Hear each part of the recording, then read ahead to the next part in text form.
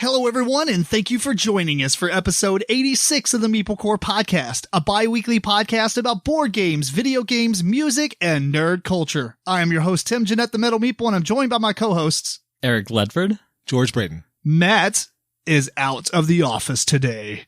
In this episode, we give you our first impressions for the board games, Trade on the Tigris, Awkward Guests, and Warehouse 13. Then we talk about etiquette in board games, from helping opponents to cocked dice, run through our top 5 guilty pleasure board games, and much more.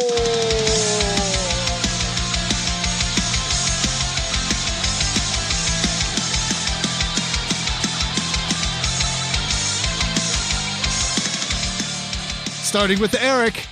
Yes. We're going to name a board game that's a deck builder. You've got 5 seconds, and we're going to keep going until you can't name one. Ready, go. Dominion.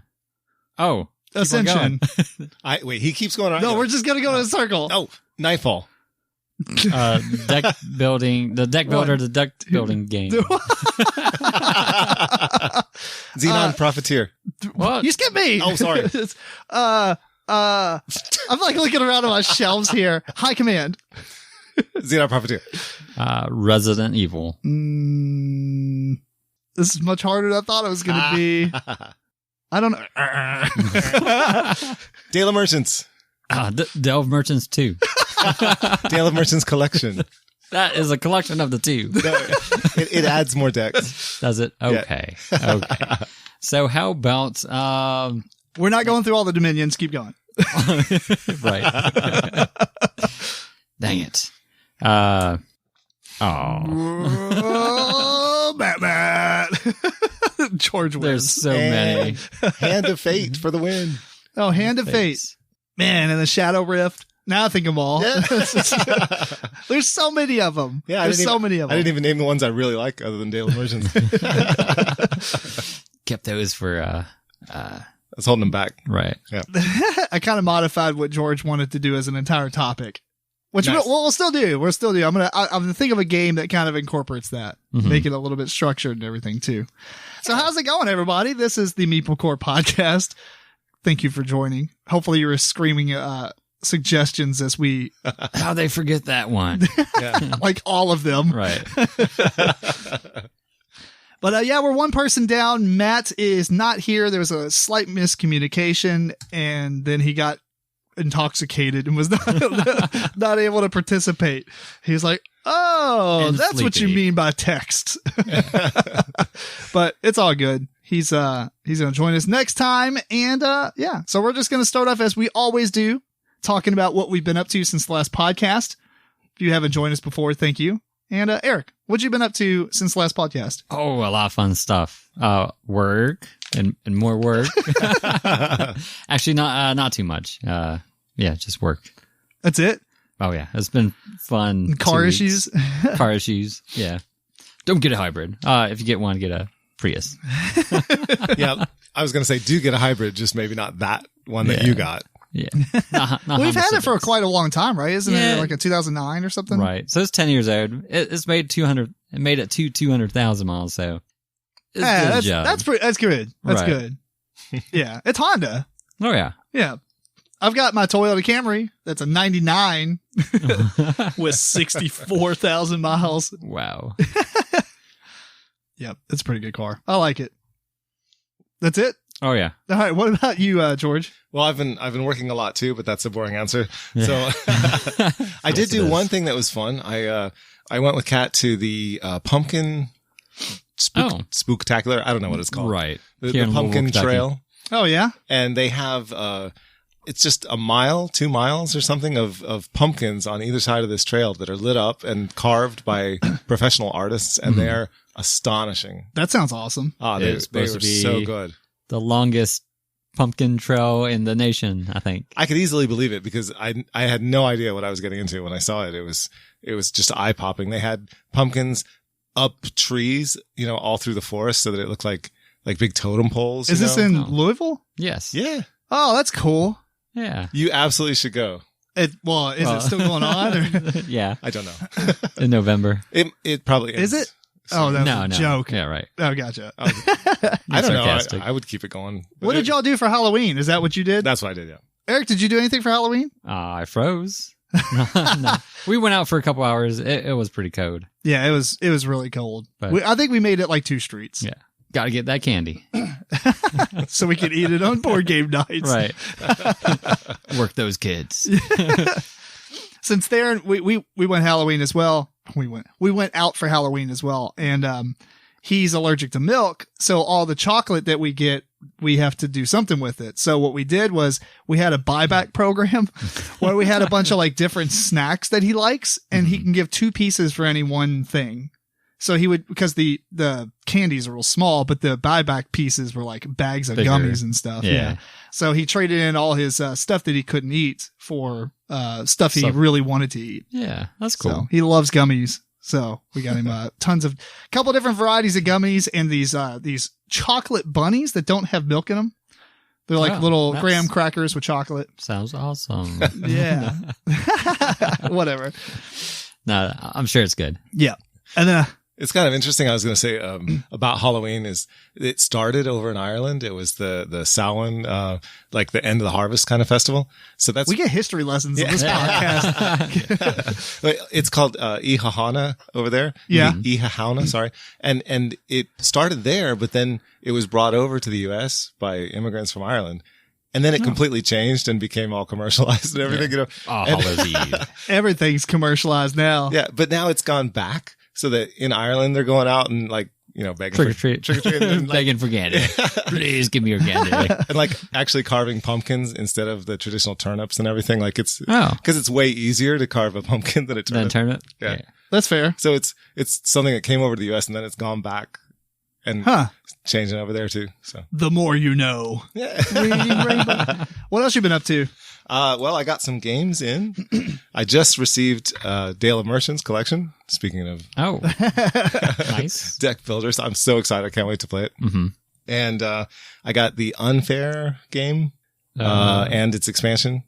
It's a Unfair's already been out. Was that like another? Well, yeah, but I didn't know. Oh. Oh, okay. Yeah, so I got that. And We played that on, Be thinking Tabletop. about a different game. oh, did you play it? we played it on tabletop. Okay. Remember, you're building a fair Mm-hmm. A But it has a theme, lot- like a theme park. theme park, but it has a Right. little bit of Take That. We played it on Tabletop Simulator. Has Okay. kind of a lot Yeah. to take that. Yeah. It does have a lot of Take It That. can. It can, Mhm. yeah. Actually, if you saw it again, you would totally recognize it. Right. It's the one that's there's like a couple of different parks or a couple of different sections, and you're trying to put cubes there to take over different sections. I don't remember No. it, but Okay. I remember what it looks like. No, it's cards. You play with cards. You're not thinking of that's a different game. Okay. So Is the expansion pretty new or? the expansion is, it's just come out. Yeah. Gotcha. So it's got B movies, a B movie park, and aliens, and a Western park, like Westworld kind of thing, and one more, which I can't think of right now. I don't know. It's not. does it look familiar? Right. Yeah. Okay, can't think of the last one, but something else. It says There's 4 things. dinosaurs. Dinosaurs, that's right. Mm. Yeah.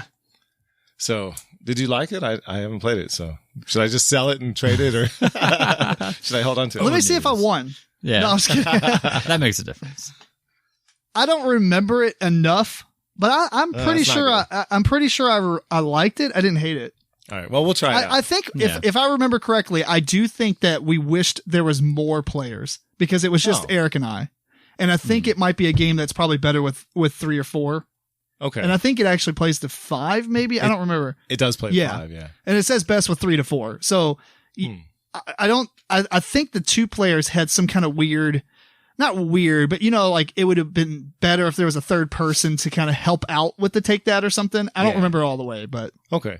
They it would be unfair of me to really judge it. yeah, there's just from the name, there's a lot of take that to it. But then they have these cards that are, nope, can't remember what they're called now, but they're cards that change the game. Yeah. And some of them change it in ways that make it less of a take that game. So if gotcha. you're opposed to that, there's ways to play around it. I think I remember the I'm all right. Take That being nice. Yeah. I'm all right with it. Cool. Yeah. What else? Dreamscape is shipping. Nice. I cannot Oh. wait. which we talked about on the podcast because we played it a few times on Tabletopia. Mm-hmm. So check out a previous episode. I don't remember the number of it. Yeah. Call backward. So, and then I played some games, since the last time we were here. I played Gunkimono or Heartland, if, it's the same game. Mm-hmm. Yeah. And then I played Letter Jam again. Still enjoying those. Yeah. Letter Jam's fun. Treasure Island. Excellent. Yes. Yes. And I was Long John again, Mm-hmm. and I won again. So Fair enough. I get pretty lucky at that one. Yeah. And then played Wingspan, Paperback, and Rail Pass. Such a fun game. Actually, Such a fun game. I'm man. pretty sure it's going to be one of the next games we talk about. Oh, cool. Is All Rail right. Pass. And One Key, because that one's always quick and easy to play. Right. If it was one word, it'd be one key. One Key. That's what, like monkey. Yeah. Anyway. And I don't know if you guys have heard about this. I probably should have looked it up myself, but I just heard that there is a just two variant for just one. Don't know what it means. Do you guys know that? No. No. Yeah, I don't know either. So anyway, It needs a trader. people should check that out. Yeah. It sounds interesting. I don't Yeah. know what it is. Is that you? That's it. All right. Well, other than Halloween, I stained my deck, which was absolutely terrible. It was a lot of work. I have a massive deck. Mm-hmm. That's what I've heard. Yeah. Well, the things get weird here. But so most people's deck is probably like, what, 10 by Average 10, size. 10 by 15? I don't know. My deck spans the entire backside of my house and then goes down 3 levels. I mean, it's unnecessary. Although I will say it is necessary because my backyard is like a death trap because it's a 45-degree angle basically. Mm-hmm. And so the deck is the backyard. Right. It makes your backyard usable. Yeah. So the previous owner worked at, I think, 84 Lumber as a contractor. I'm pretty sure he got all that wood for free. So Yeah. if you can build a deck and all you got to put in labor and no cost, Yeah. why not? And I'll put it this way. I have that deck that goes down to a landing and then it goes down to another landing, like stairs to a landing, then stairs to the grass. Have you ever seen my backyard? No. Wow. I have to show you this one day. I have never been here in the daytime. That's actually kind of interesting. Not only do I have that deck that spans my entire backyard and then goes down 2 normal size deck sizes, I have another deck that's not even attached to my house that has 2 levels. Well, And then I have a gazebo with a swing and then a bridge that goes across the creek. it's because it's always game night. It's actually night. Right. Yeah. But what was the game that was, I don't know, it's like a 12-hour game you were thinking of playing? World of Warcraft. Oh, right. Yeah. So If you're in on that, you'll be here in the morning. I'll see you. Yeah. I'll see your backyard. Yeah, it's going to be awesome. So it just takes a long time to stain. Pretty much last Saturday and Sunday, I spent every hour that the sun was outside staining. Yeah, it was terrible. And this is not counting pressure washing. I did that like a month ago. Mm-hmm. And then things happened and I couldn't really get to staining it, but man, Yeah. it took forever. And it looks a lot darker now because I have a spray gun and I set it to like 3. And I think I did it on accident, which last time I did it on 1 and now it's like super thick and it's a semi-transparent stain. Now it just looks like paint, but whatever. So that was interesting. And I've been up to playing 2 different games. One is the last Cloudia game on the phone. It's awesome, Eric. That's Dude, what you said. it is so good. It is. I like it a lot better than Final Fantasy Brave Exvius. And I Really? like Brave Exvius quite a bit. Right. I still enjoy Brave Exvius. The fighting in this one is so much cooler. Especially since after you play the first couple of tutorial missions and actual missions, you can get the manual mode so you can move your character around while you're fighting and hit. Oh, Oh, okay. dude, it's like action RPG and stuff. And the skill system's really awesome because every character has this enormous talent tree. Hmm. And the talents aren't really that awesome. They're just 20 hit points, 30 hit points, Okay. or get Like a skill little here. minute Mhm. upgrades. But on top of that, you can equip an arc to any character. And the arcs, now that I've played it a lot more since last episode, the arcs have all these skills in it. It gets up to level 10. And so typically it'll have about 5 to 10 different abilities. and you can only learn them when you unlock that level of the arc. What happens though is you have to equip it to a character, and then as you fight battles, it increases. And when it fills up, they unlock that skill for them permanently. So you can have a character legit have 300 skills. That's insane. But you can only bring in so many because they have a cost to them, and each character has skill points that they can equip skills with. Mm-hmm. But what's really cool about it is that you can build your own character that way. There's so much to do. Oh, dude, and on top of that, it has one of the coolest things ever. Unlike Brave Exvius, there's no exploration missions where you actually go in and move your character around a map and go into random battles and stuff. Like that. I did too, but instead what they did is they hide little treasure chests on the map, and you have to like look for them and click them and open them. Oh, wow. It's actually pretty fun. And then I don't know if I would like that. And when you go in and look at the animations of the arcs, they're like these big dioramas. Picture like a snow globe without glass, but it has a diorama. Mm-hmm. That's kind of what the arcs look like. So it has like a little base and it's crazy thing or whatever. And then I saw something glowing and I clicked it and it's like, and it gives you something. I'm like, what? So like, there's just all this hidden stuff throughout the whole game where you just randomly click things. And I just met my standing goal on my watch. Good job, Siri. I'm sitting down. Anyway. You're short. So it has all these like little hidden things to it that you just don't know unless you either read it online or just happen to stumble across it. Really, really cool. That's cool. Yeah. I like the concept. No, it's so fun. So fun. It's free. I haven't spent a dime, and it's easy to reroll. So if you start an account and you don't get anything great on the first 2 pulls, which is like the main thing, it's free. Then you can like easily delete your account and recreate it. Try again.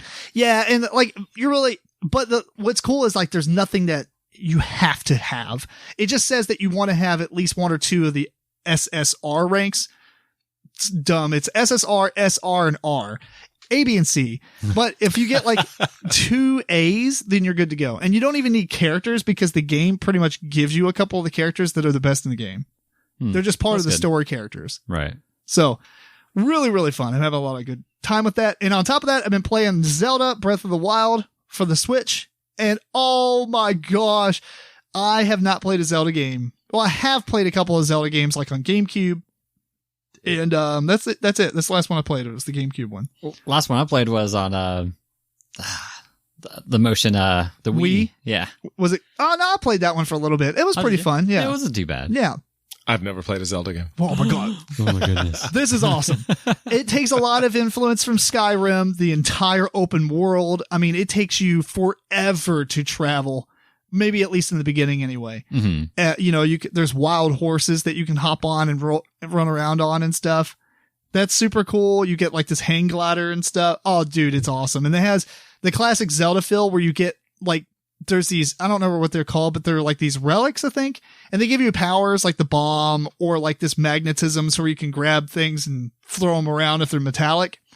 And there's all kinds of puzzles to the game. And like even just walking down the road, you can stack all these crates to get up to something really high that you normally couldn't, but you have to really be thinking about that as you're running around. Like, oh, I think I can get that. Let me look for something metal or whatever. You might find a plank and you're like, what's this for? And you walk like half a mile down and there's like a bridge there's no bridge there. So you have to go back and get that thing and put it there. And, oh, it's so cool. Yeah. Sounds tiresome. Right. No, it's actually really fun. I'm going to carry it around until I find the use for it. Well, you couldn't just carry it around because the way you go into a mode to grab it, so you can't do anything else. So it's kind of like you're purposely going to get it and put it there. But it is phenomenal. Everything that people have said about it that's really good, 100% agree with them. There is a reason this game is amazing. And yeah. Okay. Yeah, it is like all the other Zelda games, I'm like, that's cool. It's fun. I don't mind playing them like Majora's Mask and like I really like I like the 3D or the non 3D ones were amazing. Those are the ones I played the most of, like A Link to the Past and the one on the Game Boy that was just remade for the Switch, and the original Zelda and Link, which is the second one. All those were really good. And Majora's Mask was really, really good, but this is like far better than all of them put together. I mean, it is that good. I mean, A Link to the Past was pretty awesome though. Mm-hmm. Anyway, yeah, I'm having a lot of fun with it. So cool. Not to talk up one game too much, but There have been board games based on Mario, and there have been board games with Mega Man and different things. Oh. I know. Why not? I know. Okay. Why not? Where are they? I don't know. There's so many IPs out there. Like, first off, where's the Destiny board game? I'm not really advocating this. I wouldn't be part of their demographic. I wouldn't care that much unless they're a really good board game. Right. Yeah. So, I mean, they kind of made one. I mean, What's that? Tiny Epic Quest. Yeah. Well, anyway, let's hop into some news. Then we'll talk about some games that we played and some other things. There's a bunch of news that I have on here, and I added a couple. Did I? Yeah, I did. Okay, cool. The first thing is Riot Games, the people who do League of Legends, announced a slew of games, Eric. A slew. Board games or video games? I might have to sneeze. Nope. It went away. I'm like, that's coming. Video games. So, Okay. Legends of Runeterra is a Hearthstone style League of Legends game. So it's a card game. Teamfight Tactics is a in-game mode in League of Legends where it's kind of like this strategy chessboard kind of deal. Mm-hmm. But they're releasing it on mobile as well. So you're playing League of Legends and then suddenly you take a break. No, it's just, it's inside the game. Like when you open up the game, you can play a game mode. You can choose to play that instead. So you can play League of Legends, or you can choose to queue up for like Teamfight Tactics. It's just a game that's built inside of League of Legends. You don't play it while you're playing League of Legends. It's just inside the same game. Yeah. So it's not real time. It's more of a strategy tactics. Yes. Oh, I'm in favor. And they're releasing that specifically on the mobile device.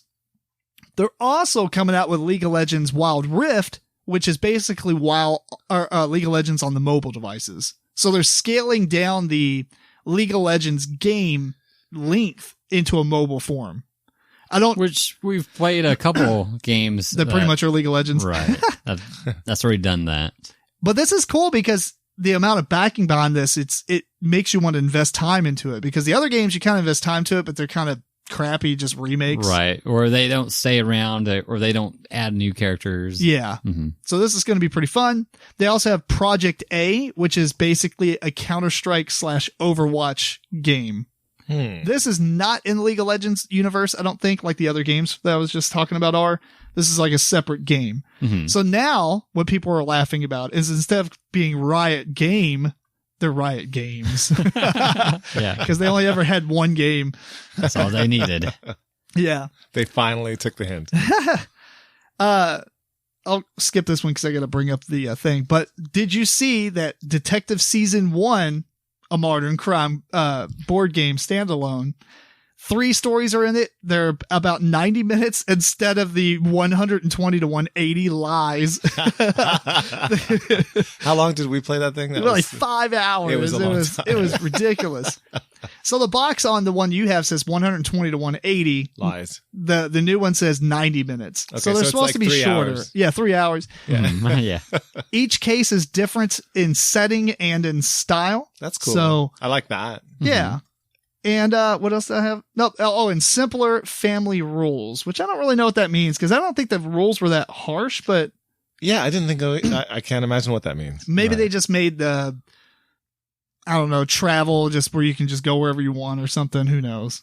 But they are doing a little bit different on the rule set. That's I don't know how I feel about that, because I really didn't think there was much to the rules at all. Yeah. Although I do like the fact that the stories don't seem to be interconnected. Like you can play one, or you can skip one, or play one with a different group. Right. That's a plus at this point. Right. Because yeah. Detective, you almost have to play all 5 of them in a row. And they're super long. With the same people. Mm-hmm. Because those cards get flipped over into the next things, and you gotta remember whatever that. you find on the first one, you might get extra hints, maybe, or at least extra cards that go into the second series. Yeah. It would be helpful to play with the same people, but you wouldn't have to. You could just say that, Sergeant whoever was if you on actually vacation. take good notes and have a the thing that I was supposed to do. Yeah, maybe. Yeah. I was just going to say, who was supposed to do that? That was me. That was Tim. Tim's What's job. it called? The line graph or something? It's like a whiteboard. Whiteboard, yeah, and you like attach all the strings to all the different people and stuff. Yeah. I don't remember what it's actually There's called. reasons you see it all the time in these type of detective. Yeah, there's reasons because if I would have done it, it would have helped us out tremendously. Right. Like that would have been so good because like I'm like, who is this again? How does he correlate to this person or whatever? And all you have to do is go back to your notes and be like, he talked to her on Thursday. Yeah. It gets hard to remember things as you get closer to 3 a.m. Right. And you're That is talking true. about like 15 different characters. This is the second expansion for Detective Modern Crime. Well, I think the first one is an expansion. This one's a standalone. So it's its own thing. Oh, okay. Yeah. The other one comes courtesy from a story on Dice Tower News. I think he did a really fantastic job of outlining it because when you go to the website, it does not explain it very well. But Mike Austin wrote this story on Dice Tower News. But basically, Queen is celebrating its anniversary with a limited edition game called the Queen's Collection. Oh. And here's what he wrote. He says, how's this for a meta concept? A game to celebrate a publisher's history of games where players are sorting the pieces to another game's collection. It might be brilliant. It may seem cheesy, but that's what Queen is doing for their 30th anniversary. The Queen's Collection, designed by Daniel Bernson, is a limited edition card game for 1 to 4 players where everyone is trying to sort pawns back into Queen's collection of Queen's games. Wow. It's incredibly cute, but also intriguingly flexible as a game, can be played solo, cooperative, competitive, or in teams. Huh. I think it's just a Kickstarter to celebrate their 30th anniversary. Unique, I just don't know about that. That doesn't grab me. That idea, I don't know. Yeah. There's more to the article. Check out Dice Tower News and see the Celebrate Queen's Games anniversary. So that's the box there. That is the box. He's looking at it like, what? That is. I want to see. It's so like, it's so saccharine. It's so little kid. Oh, is it? Yeah. I don't understand. Once I get the new setup up, I'm going to be able to post these up on the interesting thing too, so everybody can see it on I mean, the that's video. not the feel I get from Queen Games for the most part. Right. Yeah. That's like pre-Haba. Pre-Haba. Yeah, I don't know. I guess it's kind of a neat little thing to celebrate it with them, but yeah, I don't know how excited I am about it. Now, this is an actual game that they have on Kickstarter that you can. No, I don't know if it's on Kickstarter. I think it's just on their website. Okay. Queen's Collection, Queen Games. Let me see if I can find the webpage again. Interesting though. I mean, it is it is unique. Oh no, it is. I think it is on. Actually, as I was searching that, it looks like it is on Kickstarter. Oh. And I guess the Kickstarter is done, right? Huh. Well, I lost internet, so it doesn't matter. But so we'll move on. But check it out. Cards Against Humanity opens a board game cafe in Chicago called Chicago Board Game Cafe. So clever name there. Yeah. It says it has a full diner menu. It has alcohol, 2 escape rooms, and hundreds of board games. The escape rooms, that's an interesting idea. Oh, yeah. Yeah, I think that's a pretty cool addition to a board game cafe. Right. Yeah. And the alcohol that's nice. Yeah. Yeah. Everything's better with alcohol. We'll talk about that in the board gaming etiquette later on. Yep. The new Star Wars movie is rumored to be the longest Star Wars movie of them all. And longer always means better. Right. Oh, yeah. Well, movie. It's 3 hours of 1.5. I don't know. I type movie link 3 hours of 1.5 hours. I don't know what that means. 3.5 hours. I think it's 3 hours to. I don't know. 3 hours to 1.5. Okay. Well, anyway, but Do we it's know supposed to be the anything about longest one. The story of it? Well, I saw the trailer. Palpatine's back. Oh, That's kind of yes. cool. Well, we hear him. Well, in the new trailer, I think we even see some of his outline and stuff, but I guess you don't really know who he is. Man, my thing's in my way. I guess we didn't really see him die. He got thrown down the infinite pit. Yeah. Just like Darth Maul. He came back. He did. Wait, what? Yeah, Darth Maul is in the Star Wars Rebellion TV show, Mm-hmm. and he's like half spider. Mm-hmm. Like, I mean, the bottom section. Wait, that's what happened to it's him. robotic. Oh, yeah. Oh, Did you see what happened in the? You know, in the Phantom Menace. George doesn't like this. I don't. This makes no sense. Well, what made no sense is the way he died, honestly, because he got cheesed. Like, you know what? Here's the thing. Going back, what, 10 can he years? speak at all? Does he speak? Yeah. Oh, yeah. Oh, he speaks Yeah, a lot in the show. He had like 2 lines in the actual movie. Okay. Yeah. Maybe 4. Yeah. Not many. Maybe. Yeah. So, do you remember the Phantom Menace very much? No. Did you see it? Vaguely. Okay, well, when they're fighting. I did see it. Right, when they're fighting and he takes out Qui-Gon Jinn, spoilers, and then he's fighting, Obi-Wan Kenobi. Yeah. He jumps out of, like, Obi-Wan knocks him off into the pit and he's holding on, and then he jumps up, flips over. Oh, no, sorry. He knocks Obi-Wan Kenobi into the pit. Obi-Wan Kenobi jumps up, flips over him, lands behind him, and Darth Maul turns around like, well, how did you do this, Jedi? Right, that would make sense. But And he it's sliced force him. power, right? I mean, that's how you do No, things. right. Jedis are magic. I know how it happened, but what I'm saying is, it's kind of like, if you see it from his perspective, he watches this guy jump up, do a backflip over him. He just waits. Like, okay, go ahead. Cool. I mean, it took you long enough to do this. Okay, please cut me in half. And he gets cut in half. No defense. What should have happened is Obi-Wan should have jumped up out of the pit and sliced him on the way up. So it would have been like, bam. Yeah. Like, oh my You didn't gosh, expect this. what just happened? And then he flipped over behind him and then kicks the top half of his body into the pit. There you go. That's how you Yeah. die gloriously.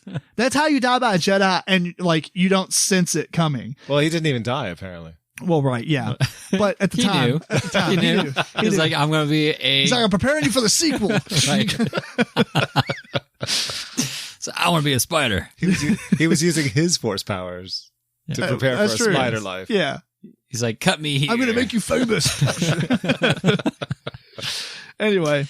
And then I'm wearing my Diablo 3 shirts in celebration of the Diablo 4 trailer that was released this week. It looks awesome and super evil. Like Diablo is supposed to be evil. It is. Yeah. Diablo 3 did get a little bit World of Warcraft with the more bright colors, although the game is still really dark. It just has a bright overtone to it. Mm-hmm. And I actually like the artwork and everything. A lot of people did not.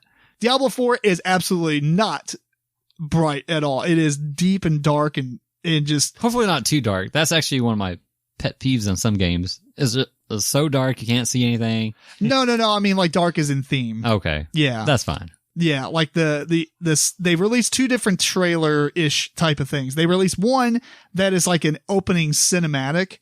It's like 6 minutes, and you're like, what the crap? Wow. Little mini movie. It's Yeah. pretty evil. And then, I mean, they developed this thing out of blood. It's crazy. And then the gameplay trailer is actually really cool. That's about, I think it's like 8 minutes long. Maybe it's 6 minutes long. Mm-hmm. And it is phenomenal. It has like multi-layer thing, so like you can jump off and go down and go up, and it's got a little bit of like this 3D aspect to it, but it's still the isometric view that you have in Diablo. Mm-hmm. And on top of Okay. that, they're going to add a lot of MMO aspects to the game, Mm-hmm. more so than what Diablo 3 had. So I don't know what that really means, but it does mean that there's going to be some reason to go back to it all the time. Whereas in Diablos, you usually go through and beat the game and you're like, okay, now you just farm gear or whatever. Right. This is going to have some sort of like MMO style. Like you go back on, and, all right, let's go here and farm this or do something. I don't know. But there is going to be more MMO aspects to it. So I'm excited to see what that is. Well, they know how that goes. They can do that stuff. Nice. That's true. That's true. They do have World of Warcraft, which also has a, what's it called? Shadowlands expansion in that was announced at BlizzCon. And they're bringing back the Lich King. Oh. Yeah. The Shadowlands is the world when you die and you're like a ghost. Mm-hmm. So. And that Lich King is the king of that area. He's the king of, The Shadowlands. well, probably now. Yeah. I don't know much about the lore as far as when it goes into that. Oh, I just know from Hearthstone. Oh, really? Yeah. That's fair. It's an 8 expansion pack. So the Shadowlands is like the upside down from Stranger Things. Kinda. It's like the dead world. Like when you die, this is where you go, which is really weird because I haven't played the last expansion, but I'm pretty sure you can get to like level 120, but it says in this game, like when you go to the Shadowlands, you start at level 50 and you go to 60. So I think you have like a different leveling system when you go into the Shadowlands. Odd, but whatever. Sounds like it's going to be pretty cool. Anyway, that's all the news, unless anybody else has anything to add. I just had a comment. Go ahead. About Diablo. Like, every time I've seen people play Diablo, they're just like click, click, click, click, click, click, click, click, click, click, click, the whole freaking time. I don't know. It's different now. Is it? You just hold that button. Oh, okay. Yeah. Well, that's good. Well, okay. So in Diablo 1 and 2, actually, Eric and I were having this discussion earlier. Diablo 1 and 2, you have like very limited abilities. You just hold down the button basically. Okay. And then you might have a right click ability. That would be better. Now you get I forgot who I was, or you had one caster that was ice or something, and it made the big. Well, I mean, you can pick circular- a caster and you can spec into ice or fire or whatever, I think. Yeah, As I remember doing that. Yeah. As long as you're not getting carpal tunnel while you're doing it. Right. In Diablo I'm a 3, fan. it's more you have a lot of different abilities, so you're not really just click, click, click, click, click, click, click. If you hold your mouse cursor over something and hold down a button, it'll just repeat the ability. Like shoot, shoot, shoot, shoot, or swing, swing, swing. Yeah. Whatever. Okay. Yeah. Mm-hmm. All right, well, let's plug some Humble Bundle real quick. But before we talk about our games for this episode, if you're interested in helping out the show and you want to get some cool digital games and different software and stuff, check out MeepleCore.com and click on the Humble Bundle partner link in orange that's in the center of the screen. This will take you to HumbleBundle.com. They have a bunch of different bundles where you can buy different bundles of software and games, that Steam codes and stuff. Sometimes they have PlayStation stuff on there as well. They have books, ebooks, comic books, all kinds of cool stuff. It's very cheap. You get a lot of stuff. And a portion of it goes to charity. A portion of it goes to us. You can control those sliders at the bottom. And right now they have a Warhammer 40K RPG bundle. You get 22 books for $18. It's $314 worth of PDFs, which is insane.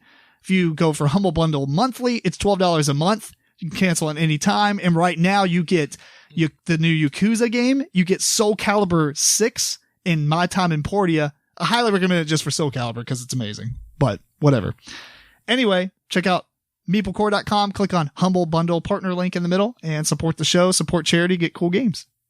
On this episode, we have 3 games we're going to talk about. We have Trade on the Tigris, Awkward Guests, and Warehouse 13. The first game on this episode we're going to talk about is Trade on the Tigris. Since Matt's not here, I'm going to do him the honor, or do him the favor. It was designed by Jeff Engelstein and Ryan Sturm. The artist is Scott Hartman and Kirsten Pauline, and the publisher is Tasty Minstrel Games. So Trade on the Tigris is a game where you play over 5 rounds trying to get the most points by the end of the game. You do so by moving up and down on some tracks and doing a real-time trading phase in which you will do kind of a pit style trading where everybody's screaming over each other, be like, I've got this and this and this or whatever. Mm-hmm. So kind of give a little bit more deep dive, but without giving all the rules. Basically, there's only 5 phases to each round. There's a development phase. And this kind of this correlates with the tracks that are out on the table. So there's 2 tracks, and these tracks have, you start off in the middle. One of them is the government track, and one is the religion track. So on the government track, if you go to the left, you're going to be dictatorship. And if you go to the right, it's democracy. And on the religion track, you go towards, Marduk, and the other one, you go to, Asher. And so what you're trying to do is each of these tracks have like spaces on them. And once you get past certain spaces, you unlock the better decks of cards that are sitting underneath of them. So the idea is to kind of go far off on one of the tracks so you can pull from deck 3, which is like the best cards for that end of the track. Because you start off in the middle, it's kind of like generic cards for the religion and generic cards for the government. And as you go left and right in either of those tracks, you unlock the first, second, and third stages of that type of religion or government, and you get cooler cards. So during the deployment phase, you're going to draw 2 cards from the from whatever deck you get to draw from both of those. So you get 2 cards from the government and 2 cards from the religion. You're going to choose one of those each and keep them and reveal them. Everybody goes around the table and talks about what they got. They'll do different things like maybe allow you to draw more cards in the production phase, or maybe be able to have a special ability that you can access, or maybe gives you in-game scoring mechanisms and such. You'll move on to the production phase, in which you're going to draw good cards. There's a standard deck of goods and a special deck of goods. And some of those development cards will allow you to draw those cards. You always start with the game with some generic ones that allow you to draw a handful of those cards anyway, but you might be able to upgrade those to trade goods, which are better payouts. Mm-hmm. Then you go on to the trade phase, where everybody has 5 minutes to openly trade with everyone. And these trade cards, like I said, there are basic goods and special goods. On the top part of the card, there is a track that tells you, like, if you turn in 3 fish at the end, you're going to get this many points, right? That scoring ladder is the same for all the basic goods. So it doesn't matter what you have, but you got to have more of the same good, like fish or barley or whatever. And then the bottom of the card will do a special kind of ability that might move you up on these tracks. On the government track or religion track, it might also give you some wonder points. I can't remember what those are called. What those are called. There's a culture points, and there's also barbarians and victory points and such like that. So when you're trading, you have to tell the truth about the top part, but you can lie about the bottom parts. The reason you might want to do that is because those tracks are tug of war. So if I give George a dictator card and he's actually going up on the democracy track, he's going to go backward on that democracy track back towards the center. So it kind of helps stifle other people's plans because it gets them out of those second and third level decks, and plus those spaces are worth more and more victory points as you keep going up. Mm-hmm. At the end of the game. At the end of the game, right. Yeah. You move on to the mercantile phase. So after you're done trading, you get to basically resolve everything that you gathered. Some of those things you can put into the warehouse so you don't score them right then. So even though you are lying about some of the cards you're trading, it doesn't necessarily mean you're always going to be harmed by them, because you can store them in the warehouse and not score them. But it might also kind of diminish your points because, maybe instead of 6 fish, now you only have 5. And the more that you have of one thing actually increases more and more. But you don't get that other barbarian that you might have gotten from that card. And it saves you from the next phase, basically, of being suffered a barbarian attack. So you go through, and one at a time, you kind of resolve what you have. Like, I have 3 fish, I have 3 of this good, and I go up on this track twice and get a victory point and a barbarian, and maybe a culture point or whatever. You go around, everybody does that. Then you move on to the last phase of each round, which is the civic phase, in which case you resolve 2 things. One, in all these phases, you're resolving any of the development cards that you have that say they resolve in that phase. Otherwise, the basic stuff that happens during the civic phase is whoever has the most barbarians will suffer a barbarian attack. If they suffer victory point loss equal to the number of barbarian tokens they have, then they go back down to 2. Then whoever has the most culture points has a golden age, and they will get a benefit based on the round. Most of the time it's drawing from the decks like 1, 2, and 3 as the game goes on. The very last round of the game, which is 7, you just get 7 victory points. Neither of these things, the barbarian or the culture, happen in the first round. It's only the 2 through 5. That's one round. You basically do that over and over. You do that 5 times, and whoever has the most points at the end is the winner. So the last thing I will mention before we go on, we can bring up anything else if we remember it or want to mention it specifically, but during rounds 2 and above, you do shuffle in these, I think they're called disaster cards, into the trade deck. And then as people draw those, they can trade those off. And those are really bad. Most of the time, I think all but one, you tell the truth about the top and lie about the bottom, but the bottom is red, and it does something very bad for whoever you're trading it to and ends up resolving it. So, and you cannot store those in the warehouse. You will suffer that. So you need to trade it around. It's like a hot potato. Yeah, they end up being like hot potatoes. So unless someone says, I just gave that card to Tim. Don't trade with him. No more trading with him. Yeah. Actually, you know what? Now that you bring that up, that would actually be a fun trick to do. And then be like, oh, I just traded George something bad. Don't trade. And then you trade with me and I give you the card. That'd be so wrong. It would. What'd you all think about this? I mean, just random stuff. I liked it a lot. I know in a lot of trading games, there's not a lot of trading happening, or you don't even take up, part of the time. You got 2 minutes to do it, and 30 seconds in, you're like, okay, we're done. we're off the trading part of this game. But in this game, was it 5 minutes? Because you're usually taking, all 5 minutes trying to get all your trades in. And I know we played with, I think 5 players. We played max limit. Yeah. Okay. So that might have been part of it too, because I'm not sure if it changes between, 3 players or 4 players or 5 players. It plays to 6. Actually, we didn't play max, but okay. It is always 5 minutes. Okay. Yeah. So yeah, I mean, we were trading the whole time, every time, which was nice. Yeah, I think so too. And what's really interesting is even though it's 5 minutes, it seems to get shorter compoundly. Because you get more and more cards as you go, you're progressing through. Right, you get more and more cards, and there's just more and more trades that need to happen. So it's like, man, 5 minutes is not enough. Yeah, it ends up being enough, but right, but barely sometimes. One thing I don't think you mentioned this is some of the cards that you can get during the course of the game is those are cards that you have to give to other people. Because I didn't. They have no benefit for yourself, so they require trading in order to to be beneficial, effect. right? And you get those from the development cards. So you might pick a card that makes you, like I don't know, get or like lose a barbarian every time. But then, like what was the one that's attacking? No, it's usually stuff like it'll move you up on a track. That's right, yeah. For just that one time, but it gives you a card that you can trade away. Well, not just that one time. I think those actually do it every development phase. So every phase, there were 2 types, yeah. And so even though you're getting this really cool benefit, you also get a card that does nothing for you if you end up with it. So you want to trade it out. Or it gives you a trade card. Yeah. It's trade bait. It incentivizes you to trade. Yeah. I really like those actually. That was a clever addition. Yeah. And they're double-sided, so you can't lie about them. I mean, they're not supposed to anyway, but they make them double-sided so you can just kind of hold them up. Right. Be like, you know what? I'll give you an even trade, but I'll also throw in this as a bonus. Mm-hmm. You don't have to. You could say, this is not an even trade because I'm throwing this in as a bonus. Right. I mean, that's true, yeah. You should also give me this other thing. But you might do it because they might be like, I don't know, 2 cards for 2 cards. I don't know. You know what? But we're running out of time. Bam. Right. Here's an incentive. Yeah. Because it does nothing for me. Right. So it's cool.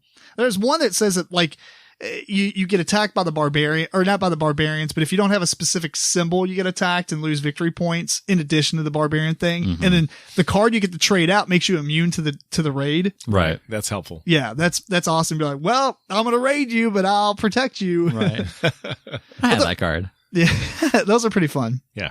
And I like the fact that you can trade them off and then they get trade off again. And just, I don't know, it's just, the trading aspect of this is really cool because I mean we really like Pitt and and you usually are you are going for a certain thing, or then you might pivot and you're trying to get rid of some stuff and you're trying to get rid of some stuff, and I can add those 2 things together and get something get some points. Yeah. And even if you get something that you can't really use this round, you can save it for next round to kind of prep for next round, or like you said, you can save stuff that would not be beneficial for you for this round and try to give it off next round.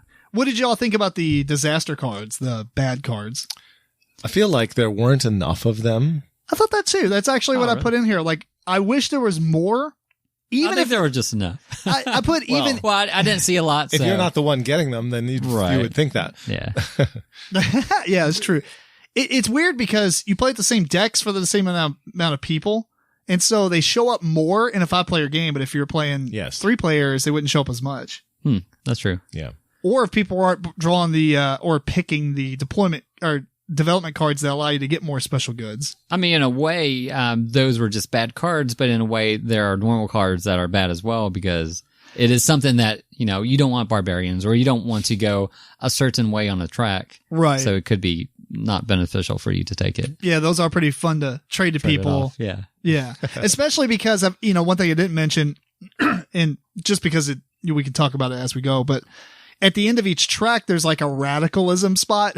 Oh, so if you go too far. Yeah, if you go off the deep end, not only do you not get to draw from, you basically get to draw from the level 1 of that track instead of the level 3. Mm-hmm. So you fall off the deep end, and it's also worth like dramatically less points than the last couple spaces.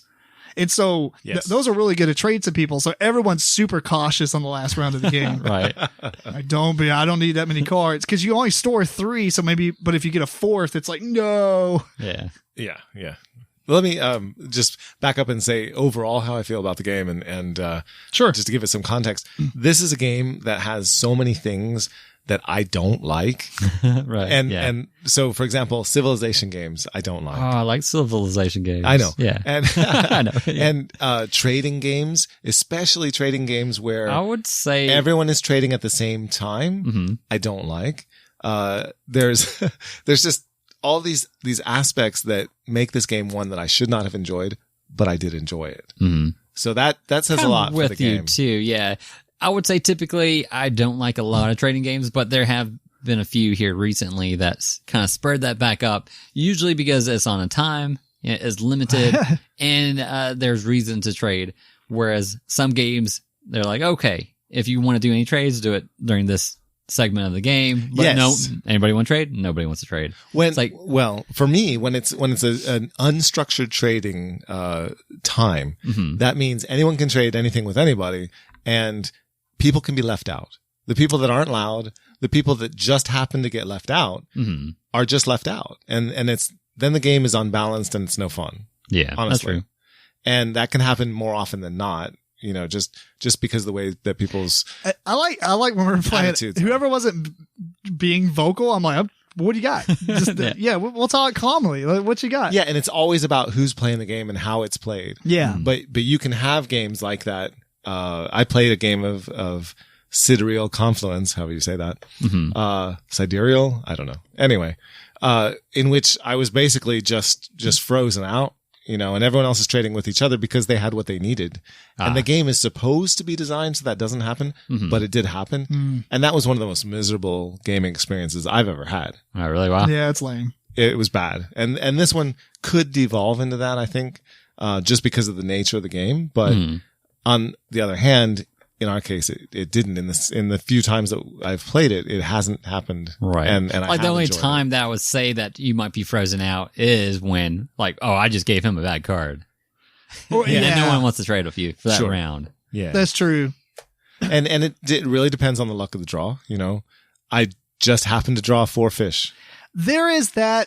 Luckily, I don't think that happened a lot. But you're right. Because even if you draw 4 or 5 fish, and it's a lot of points, it might still mess you up on the tracks. So you're kind of like, that was cool, but now I got to switch away some fish to get other fish. Oh, these are democratic. Right, yeah. Which is just a strange sentence. It is a strange sentence. I guess that's the way you're trading them. I don't know. Maybe that's, I didn't really read that too much into it, but maybe who knows? But it's interesting because when you're doing the trading, it seems more calculated, even though it's still a speed trading type of environment because it's real time. You don't want to rush it. It's not like Pit or like something like Happy Salmon right, it's where not you're just freaking out. I got 2 cards. Yeah, no, you're like, I'll trade you this for what kind of bad? What do you mean? It's like you waste a lot of time just questioning the other person. You're like, don't try to ruin my. Well, and then you're like, well, it might not be exactly what you want, but it's not too bad. Right. Yeah. Although I have to say, I personally prefer Pit. I like the way trading happens. I do like Pit. In Pit because you don't know what you're trading. It's about the same length of game, yeah. The trading happens. When you play Pit once, you're like, that was really fun. Yeah, let's play it again. How many? 500 points. We're going to be here all night. If you actually played to 500 points, I agree with you. We like to just play it. Just one time through and you're good. Or do a short game, first, whatever. Or you just play and it's definitely one of those games where I think we just played until everyone's bored and then whoever has the most points wins. Yeah. But this is like the gamer version of Pit. I don't think it's that long. I thought it was like an hour and a half kind of time frame. Did you time it last time? I probably did. Eric's gonna look it up while you guys are conversing. I do have a criticism. I do think that it doesn't need to be as long as it is because you're doing the same thing every time. Yeah, well, that could just be with 5 players too. I wonder if 4 players would be an excellent amount of people and still be really long. It might be better, or still be a good length. Like those tracks didn't need to be as long as they are. The game could have been shorter, and you just move up, on those tracks at a brisker pace. I feel. So our 5-player game was 2 hours and 8 minutes. Well, that's not terrible. It's not terrible, but when you're doing the same thing over and over, it feels longer than it is. I feel like it could have been shorter. That's fair. So probably the only way to really, maybe I will say that during the grab your card phase or whatever, the development phase, Right. and during the scoring and stuff, we did kind of go turn based on that. We could do it all at once. Okay. You would need to trust, like, the development phase is like, does anybody got anything that anybody needs to know about? Okay, cool. Like, if you're just drawing another card, who cares? Mhm. But if I have a card that's like, I get bonus points for this specific type of thing, I don't know. Like, it just depends on if it would be relevant for other people to know what you're doing. But the scoring, you can almost just, you would have to trust the people you're playing with to score properly and to move up and down on the tracks properly. Mhm. But you could do all that at the same time, because Yeah, that was sure. a huge time sink. I think so. That we could have done it a bit faster. Streamlined. Yeah. It's just like, score your own stuff. Yeah. Yeah. And then maybe announce how many points you got, so you could be like, whoa. And once you know the game a little better, I'm sure you could do that. Mhm. Yeah. So that would probably, I think that would shorten it pretty well. At least I think to an hour and a half, I would say, Right. which would be a great length for 5 players for this. Yeah. Yeah. And it probably felt a bit longer to me just because it's not my kind of game. That's fair. Mhm. Yeah. Cool. Going back, which we didn't talk about. Yeah. The disaster cards, I would like to see more of them, even if you're still limited to putting 5 in the deck. Right. It would be cool to have some variance there. Oh, on that's true. what's in there. That would be interesting. Yeah. Mhm. Or maybe like add a couple more for, or I don't know, something. Something. Yeah. Yeah. Cause they were really fun. Like, I don't know if I want to like saturate the deck with them, because then all that stuff's everywhere. Then it would just Right. stifle Yeah. the trading phase. Yeah. I think that would be the That'd be bad. case, right? If Yeah. there's too many bad cards out there, you're like, Right. Yeah. I don't trade with any of you people. right. Keep your stuff. But, and maybe, That's true. yeah. But it would be cool to have a variety instead of using always the same 5, because you will see pretty much all of them the whole game. hmm I remembered the other thing I was trying to think of when I was listing the things about this game that I didn't like. One is that it's also an engine builder. You build up the card tableau in front of you to get more cards. Right. And sort of you're trying to make like sort of an engine so that you Yeah, can it's have a more light to engine, trade with. It's very light. Yeah. Mhm. But I still don't generally like that. Oh. But anyway, all those things All taken stuff together, alike. I Yeah. still actually had a good time playing the game. Yeah. Yeah.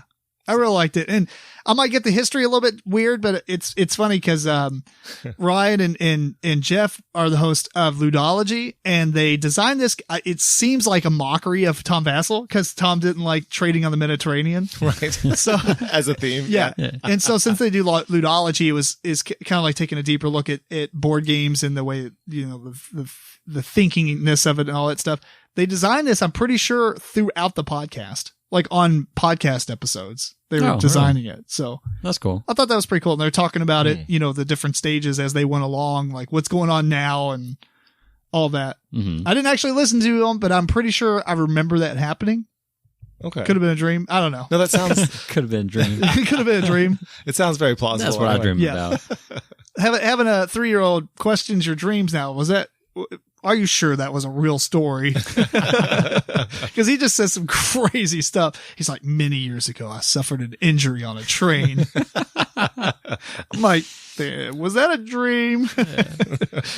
Anyway, it's really funny. But anything else you want to talk about? Trade on the Tigris? I think we all liked it.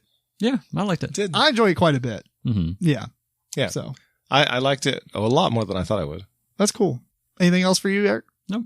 Cool. Trade on the Tigris. If you like games with some real-time trading element, but still has a deep enough game to not just be random, check out Trade on the Tigris. Next up on the podcast, we have Awkward Guests. It's designed by Ron Gonzalo Garcia.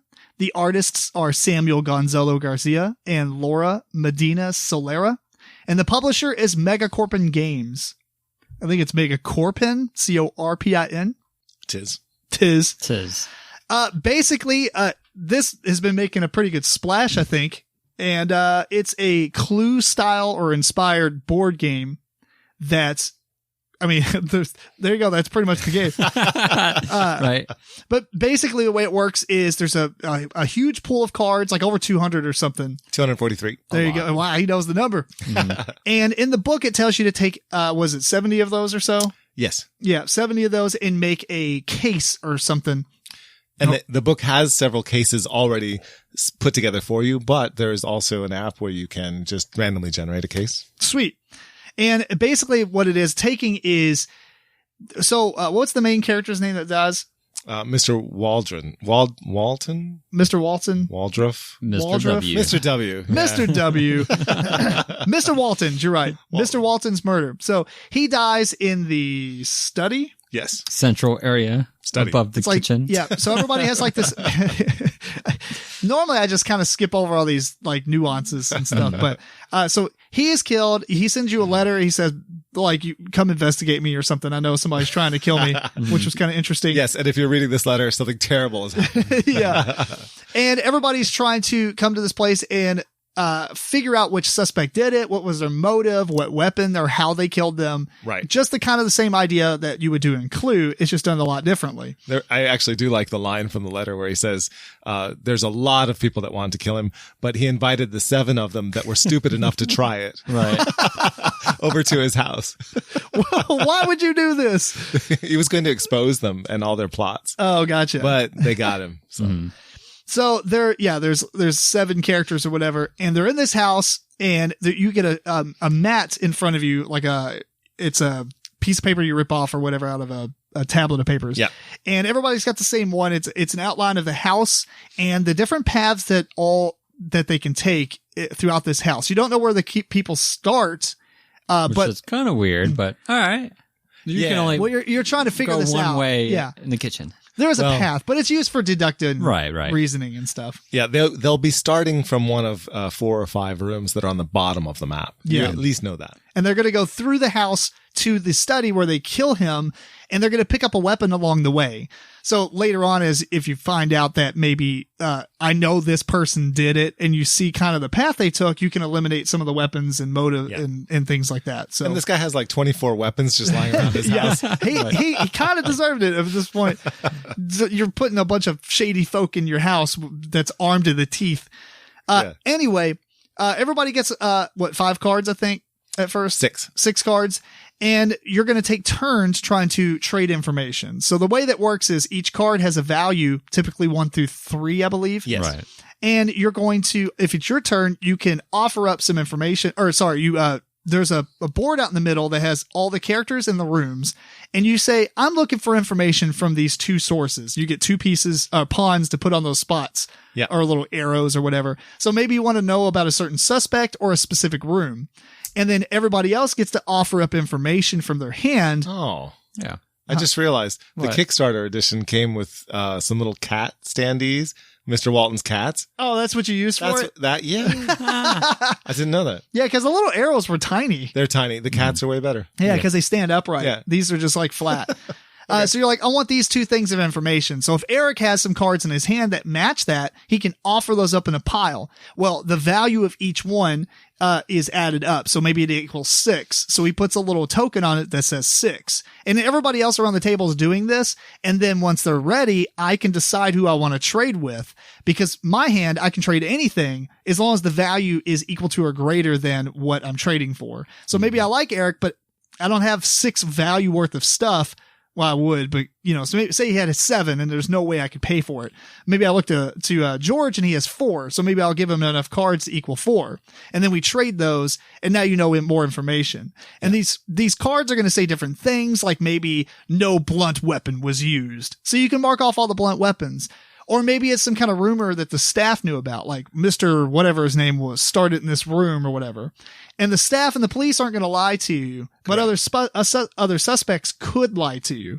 So if another one of the 7 characters is like, I heard that so-and-so was in the room with this other person. Mhm. Yeah. You don't know if that's actually accurate. It could be halfway true. It could be all the way true. People who are not the murderer will not lie to you, but the murderer will lie to you.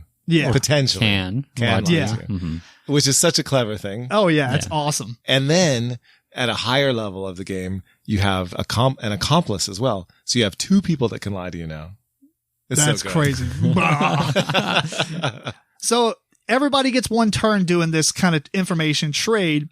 And at the end of the round, once everybody's had a turn, everybody will take a token in their hand and put it face out. And basically you reveal if you want to guess or not. If you guess and you get it wrong, you're not out of the game, but you won't be able to guess at the end of the next round. Correct. If you don't guess, then nothing happens. You just don't make a guess. And the way that works is it's handled by the app. So you can go into the app and say what your guess is, and it'll either clap for you if you got it right, and hey, you won the game, or it'll give you this wah wah sound.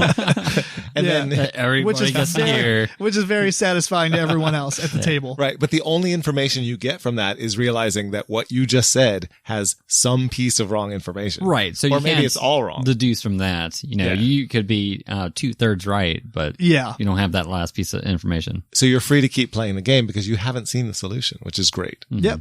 And that's pretty much most of the game. I mean, you just keep going round after round. You get to draw new cards and such, which, you know, there's a deck of cards. I think eventually the game will force you to an end anyway, right? When the deck runs out. It will, because every time you run through that deck of cards, 3 cards get revealed publicly to everyone. Oh, that's right. So eventually everyone's going to have all the perfect information, right? You have to be able to solve it at that point. Mm-hmm. Yep. Let's hope. Well, anyway, let's start with George, since it's yours. What'd you think of it? This is my favorite deduction, like pure straight deduction game at this point. And I like deduction games a lot. Yeah. And I'm going to go opposite that. And I typically don't like deduction type of games, but this one would be way, you know, at least one of my favorites in that genre. I like deduction games and I'm terrible at them. And this was amazing. I mean, this absolutely murders Clue. It does. I mean, it murders it in every single aspect. There is no reason. You talk about games that killed other games. This one destroyed it. It's true. Like, I can usually argue when I look at people's list on games that killed other games or murdered other games or whatever. I'm like, I don't know. I kind of like this little thing from this one. This one took everything Clue did and said, I am better than you. It is insane how good there's no player elimination. Right. You can't eliminate yourself. Right. There's, in the way that information is traded in Clue, sometimes you can just waste your entire turn.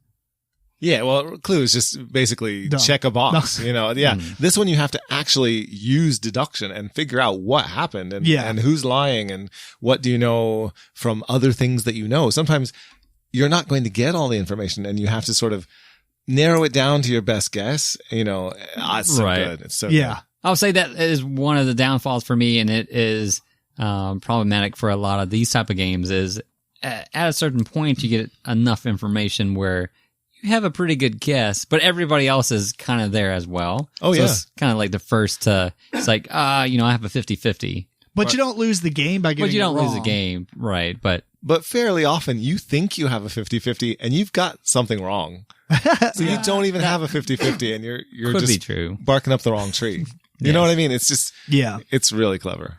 I think absolutely my favorite thing, other than the way the no player elimination, my favorite thing is the way the information is traded. That is phenomenal. Well, it kind of lets everybody be very interactive. You always are, even on your turn, I'm getting more information because I'm trading with you. Now, not every time are you trading with anybody, but most of the time you are hopefully giving out at least one bit of information or a couple bits. And you do need to remember who you traded with because they might be giving that back to you. Right. Absolutely true. Which is a downside and a good side, although we try to be fairly even with each other and not, I think that's another layer of strategy. You don't have to employ it first, but if you're playing with the same people a lot, that would be another layer. If you asked for that type of question. I couldn't remember what I traded with people. There was no way. Right. I'm trying to think of too many things at one time. Or they think you traded it back to them. And you're like, I didn't get this from you. You got it from somebody else. And they're like, I had this. Or you can play it off. Right. Exactly. It's like, I didn't remember I got this from you. The only interesting thing that I would say I don't know about is the art. It's fitting, but I don't know if I actually enjoy it. It's just one sepia tone. It's like, sepia. The whole thing. Everything. Sepia. That was a strange choice. I agree. Yeah. And it's very mysterious looking. Yeah. I don't know if we need that. Maybe that's the point. Maybe it's just not to distract you from what you need to be thinking about. But yeah, maybe. But it is odd because usually you go for more of a palette, more color, and more pop. And this has nothing. It's just sepia. So it's not bad art. The art is quite well done. I agree. Yeah. I didn't look at it as a big distraction or something I didn't like about the game. But also, like you said, it's not something I'm like, the art was really nice as well. Yeah. If it was in color, would it have bothered you? That's why I started. You said that, and I'm wondering. I don't know either. Like, oh, that's really cool. What was I thinking about? Yeah. Maybe. I think I would still prefer it to have like a brighter color palette or something really cool. Mhm. But I do understand the choice because it is a mysterious old photograph style artwork, Mhm. you know, so it makes sense. But at the same time, I don't know if I would have went that route. Yeah. Not upset by it. It's just really, I don't know what to think. Internally, I'm like, I don't know if I should like this, but I'm not mad. No. Yeah. It's its own thing. Like it's a unique thing for Yeah. sure. Yeah. Yeah. Oh, I was going to say also, I'm not the one that set it up or read the rules, but Oh yeah, I would have thought maybe setup would be a little tedious and where you have to it was a lot of find It is massively tedious. certain cards. They do make it a little easier on you because they have sections in the box for every 50 cards. So you got 1 to 50, 51 to 100, like that. Oh, okay. And so when you're done, you can go through and you can put everything away, in the proper place. But Which is also tedious. yeah, Yeah. the setup and the putting away is tedious. And so what I do is I have a game set up, Ready to go. in the box, ready to go. Right. And it does take time, and I just do it when I'm, listening to music or whatever else. Yeah. But you do have to find 70 cards. That's how you do it. And, It kind of makes it like you wouldn't want to play it twice in a row. no, that would be Yeah. tedious. Yeah. Okay, wait, guys. Give me 20 minutes to set this back up. But I don't think you would want to play it twice in a row because your brain is, I would agree with hurting. that. Yeah. Just like, man, actually, yeah, I probably need time between sessions so that I would forget everything that I was trying to deduce and not wrap it into the next game. yeah. Yeah. Like, Because- yeah, oh, wait a minute. That was the other game that all the blunt weapons are not used. Right. I really do like the fact that you have to think quite hard when you have two people possibly lying to you. Mm-hmm. That Oh, yeah. that opens so many more avenues. Because you're not constantly just getting new cards and deducing stuff. You're like, oh, now I got to question this. So you put like a mark on the board Yeah. on your paper and you're like, question good. mark. Right. It's good note-taking skills that will really help you in this game. Yeah. True. Because there's, I know this for a fact. You might exit out or block it out or whatever. And other ones, it probably is true, but it might not be. Yeah. I was putting little question marks like, or I put like staff. I put staff if I knew the staff told me. So I know it's absolutely true. Yeah. yeah, this happened. This is a question mark. This is a question mark, but it didn't make any sense. They both happened. So yeah, that one's wrong or whatever. Or maybe like he never, like, cause some of the cards will say he didn't pass through a specific room. Right. And so if you had some information that would lead them through that room, you're like, you liar. Yeah. Yeah, that's true. I'm pretty sure that's actually how I deduced the suspect. okay. You found a lie. You found a lie. I found the lie. Mhm. And the only person that was telling me a lie was that person. Yes, because we were playing a game without an accomplice. Yeah, that's true. Man, the accomplice would be crazy. Yeah, would. it's rough. And the accomplice has to have a motive as well. That's man. So you determine the accomplice and their motive. Like why they're helping them. That's right. They're being paid. They're a hitman Yeah. or whatever. And some of the motives are so like off the wall. Like the motive was animal cruelty. Like, wait, what? Yeah. Context. He beat my dog. I need a little bit more than that. Yeah. You know what? Bravo, though, to the mathematical equation that they have to determine a case. That is insane. Yeah. It's called the Brilliant System, and I think that's a pretty good name. Is it really called the Brilliant It System? is, yeah. That's. I wonder if there's some kind of crazy algorithm that they just run and it can do it. That's obviously yeah. they did some kind of Yeah. It's like, Computer I want to see the genius. Matrix happening right here. I want to see the code come down in front of me. Right. I wonder if that takes all the fun out of the game. Like the people who made it, I wonder if they could just be like, oh, I know these 5 I cards know how in that here. works. Yeah. Yeah. But to the rest of us, it's so opaque. It's great. Yeah. It's pretty phenomenal. The whole game, I think, is amazing. I agree. There's only 2 small changes that I would make, because I house rule everything, but these are pretty minor. One is when you are, how when you're guessing, you put your hand out and cover up your token, so you reveal it at the same time. Yeah. Right. Okay. Also, when you offer cards, whether you offer cards or not, you put them out and reveal them at the same time. That way, you can't figure out, as we go around the table, you guys aren't offering any cards, so I better offer at least one so that this person doesn't get 3 free cards. Which Because never happened. Oh, I anyway. forgot that happened. Yeah, if no one offers information, then you get to just draw 3 from the deck. Right. So it's up to you what you offer or not. But if nobody offers you any information, you just get 3 right off the top. I do think, because that you bring up a good point, not that we did it, but I can see it happening if we played the game a whole bunch, is that, well, George put up 4. I'm just going to put up 3 because it's cheaper. Yeah. Like, you can kind of game it. So I think reveal it at the same time. That's a simple fix. Everybody put their hand over their stack of cards and the value and just reveal at the same time. That's right. Yeah. And if there's no number there, then you're not actually offering those cards. It was a bluff. Yeah, at least put down a card so they don't. Yeah. So nobody knows. So that's one change I would make. And then the other change I would make, I think, is a more serious issue. And that is that in the game, you have your 6 cards and then you make trades or whatever. At the end of the round, once everybody has made a request and everyone's made a trade, it's gone all the way around. At the end of all that, you discard down to 3 cards.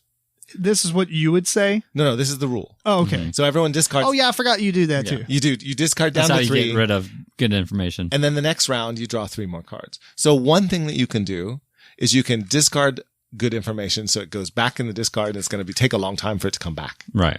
But a much more devious thing that you could do with the rules as written is if you have a card that you feel is crucial, you just keep it as one of your cards and never trade it. That's true. And the next round you keep it again, and the next round you keep it again. So if you're dealt that card from the beginning and you think it's a crucial piece of whatever, now how are you going to know that from the beginning? Maybe you won't. But if you did, you just hold it and hold it and hold it. No one ever gets that information except yourself. Right. That is a flaw, I feel. So my house rule to fix this is you discard 3, you keep 3. The 3 that you keep, you separate them. You put them into a pile separate from the 3 that you get. You can still look at them and access them, whatever. You either trade them during the round Or anything you don't trade must be discarded from that pile. Wow. I can kind of see that if you play this game a ton. Right. I mean, I can see that maybe coming up. Yeah, I just wouldn't want information being completely taken out of the equation. Yeah. You know. Just because they're hoarding onto it. But I guess in reality, if they're holding on to a crucial piece, They're not getting much else. right, it's probably a 3 value card, I would assume. Yes. Yeah, well. Or Although you're possibly drawing, a 2. But the thing is, it's a buying power, and you don't have as much buying power. But maybe you get that's lucky in the true. draw, and you got a Right. lot of 3s. So you already have a buying power that's amazing. I guess that is kind of a weird thing, too, is if I draw a whole handful of 3s, and you draw a whole Versus handful of 1s, Yeah, you're massive. I technically have more information than you, for sure. Absolutely. So, So I would that's a simple fix, to make sure that doesn't happen. yeah. Other than that, game, perfect. Oh, yeah. Yeah. This should just they should just bring up the new clue and then buy the rights to this or something. Yeah. I guess I don't know about the name Awkward Guest. I guess if you know the story behind the characters and stuff, it's awkward or something. Yeah, well, in his letter again, Woodruff Walton says, there's some line about if you invite people who want to murder you, they're going to be awkward guests. I don't know, something like that. It's a quote. It's taken from the letter. It is a strange thing, and maybe the translation from Spanish is better. That's fair. Because the game was originally published in 2012 or something. Oh, wow. I don't even know. 2016. Oh, okay. So not as long ago, but I mean, it's still 3 years at this point. Yeah, and it was in Spanish originally, which is super old in game terms, apparently. I don't think so, but the Internet of Hotness does. Right. All right. Any final thoughts on this one? No, I liked it. Yeah, really enjoy it. Yeah. If you like deduction, this should be your next purchase. Your next favorite deduction game. Yeah. Especially if you have a family that likes Clue. Oh. Because this is not that much more complicated than a typical game. Oh, right. No, in deduction, yes, absolutely. but rules, no. Yeah, I can speak to that because I played this with my parents, and when I'm teaching them a game, I'll tell them 3 rules, and then they're like, Too much. yeah, there's more rules. Yeah, it's Right. like, no, there's 5 rules altogether, guys. It's no thanks, parents. Yeah. So they get a little overwhelmed, and they were able to handle this one with no problem whatsoever. Nice. Except for the fact that I accidentally chose a case that had an accomplice. Oh, wow. Oh, so it just got blown up in the head. Yeah, so I Right. didn't actually tell But they knew how them to. that. Oh. Whoops. Yeah, so it was a funny Did you win that? resolution. No, because I didn't know there was a accomplice either. Oh, nice.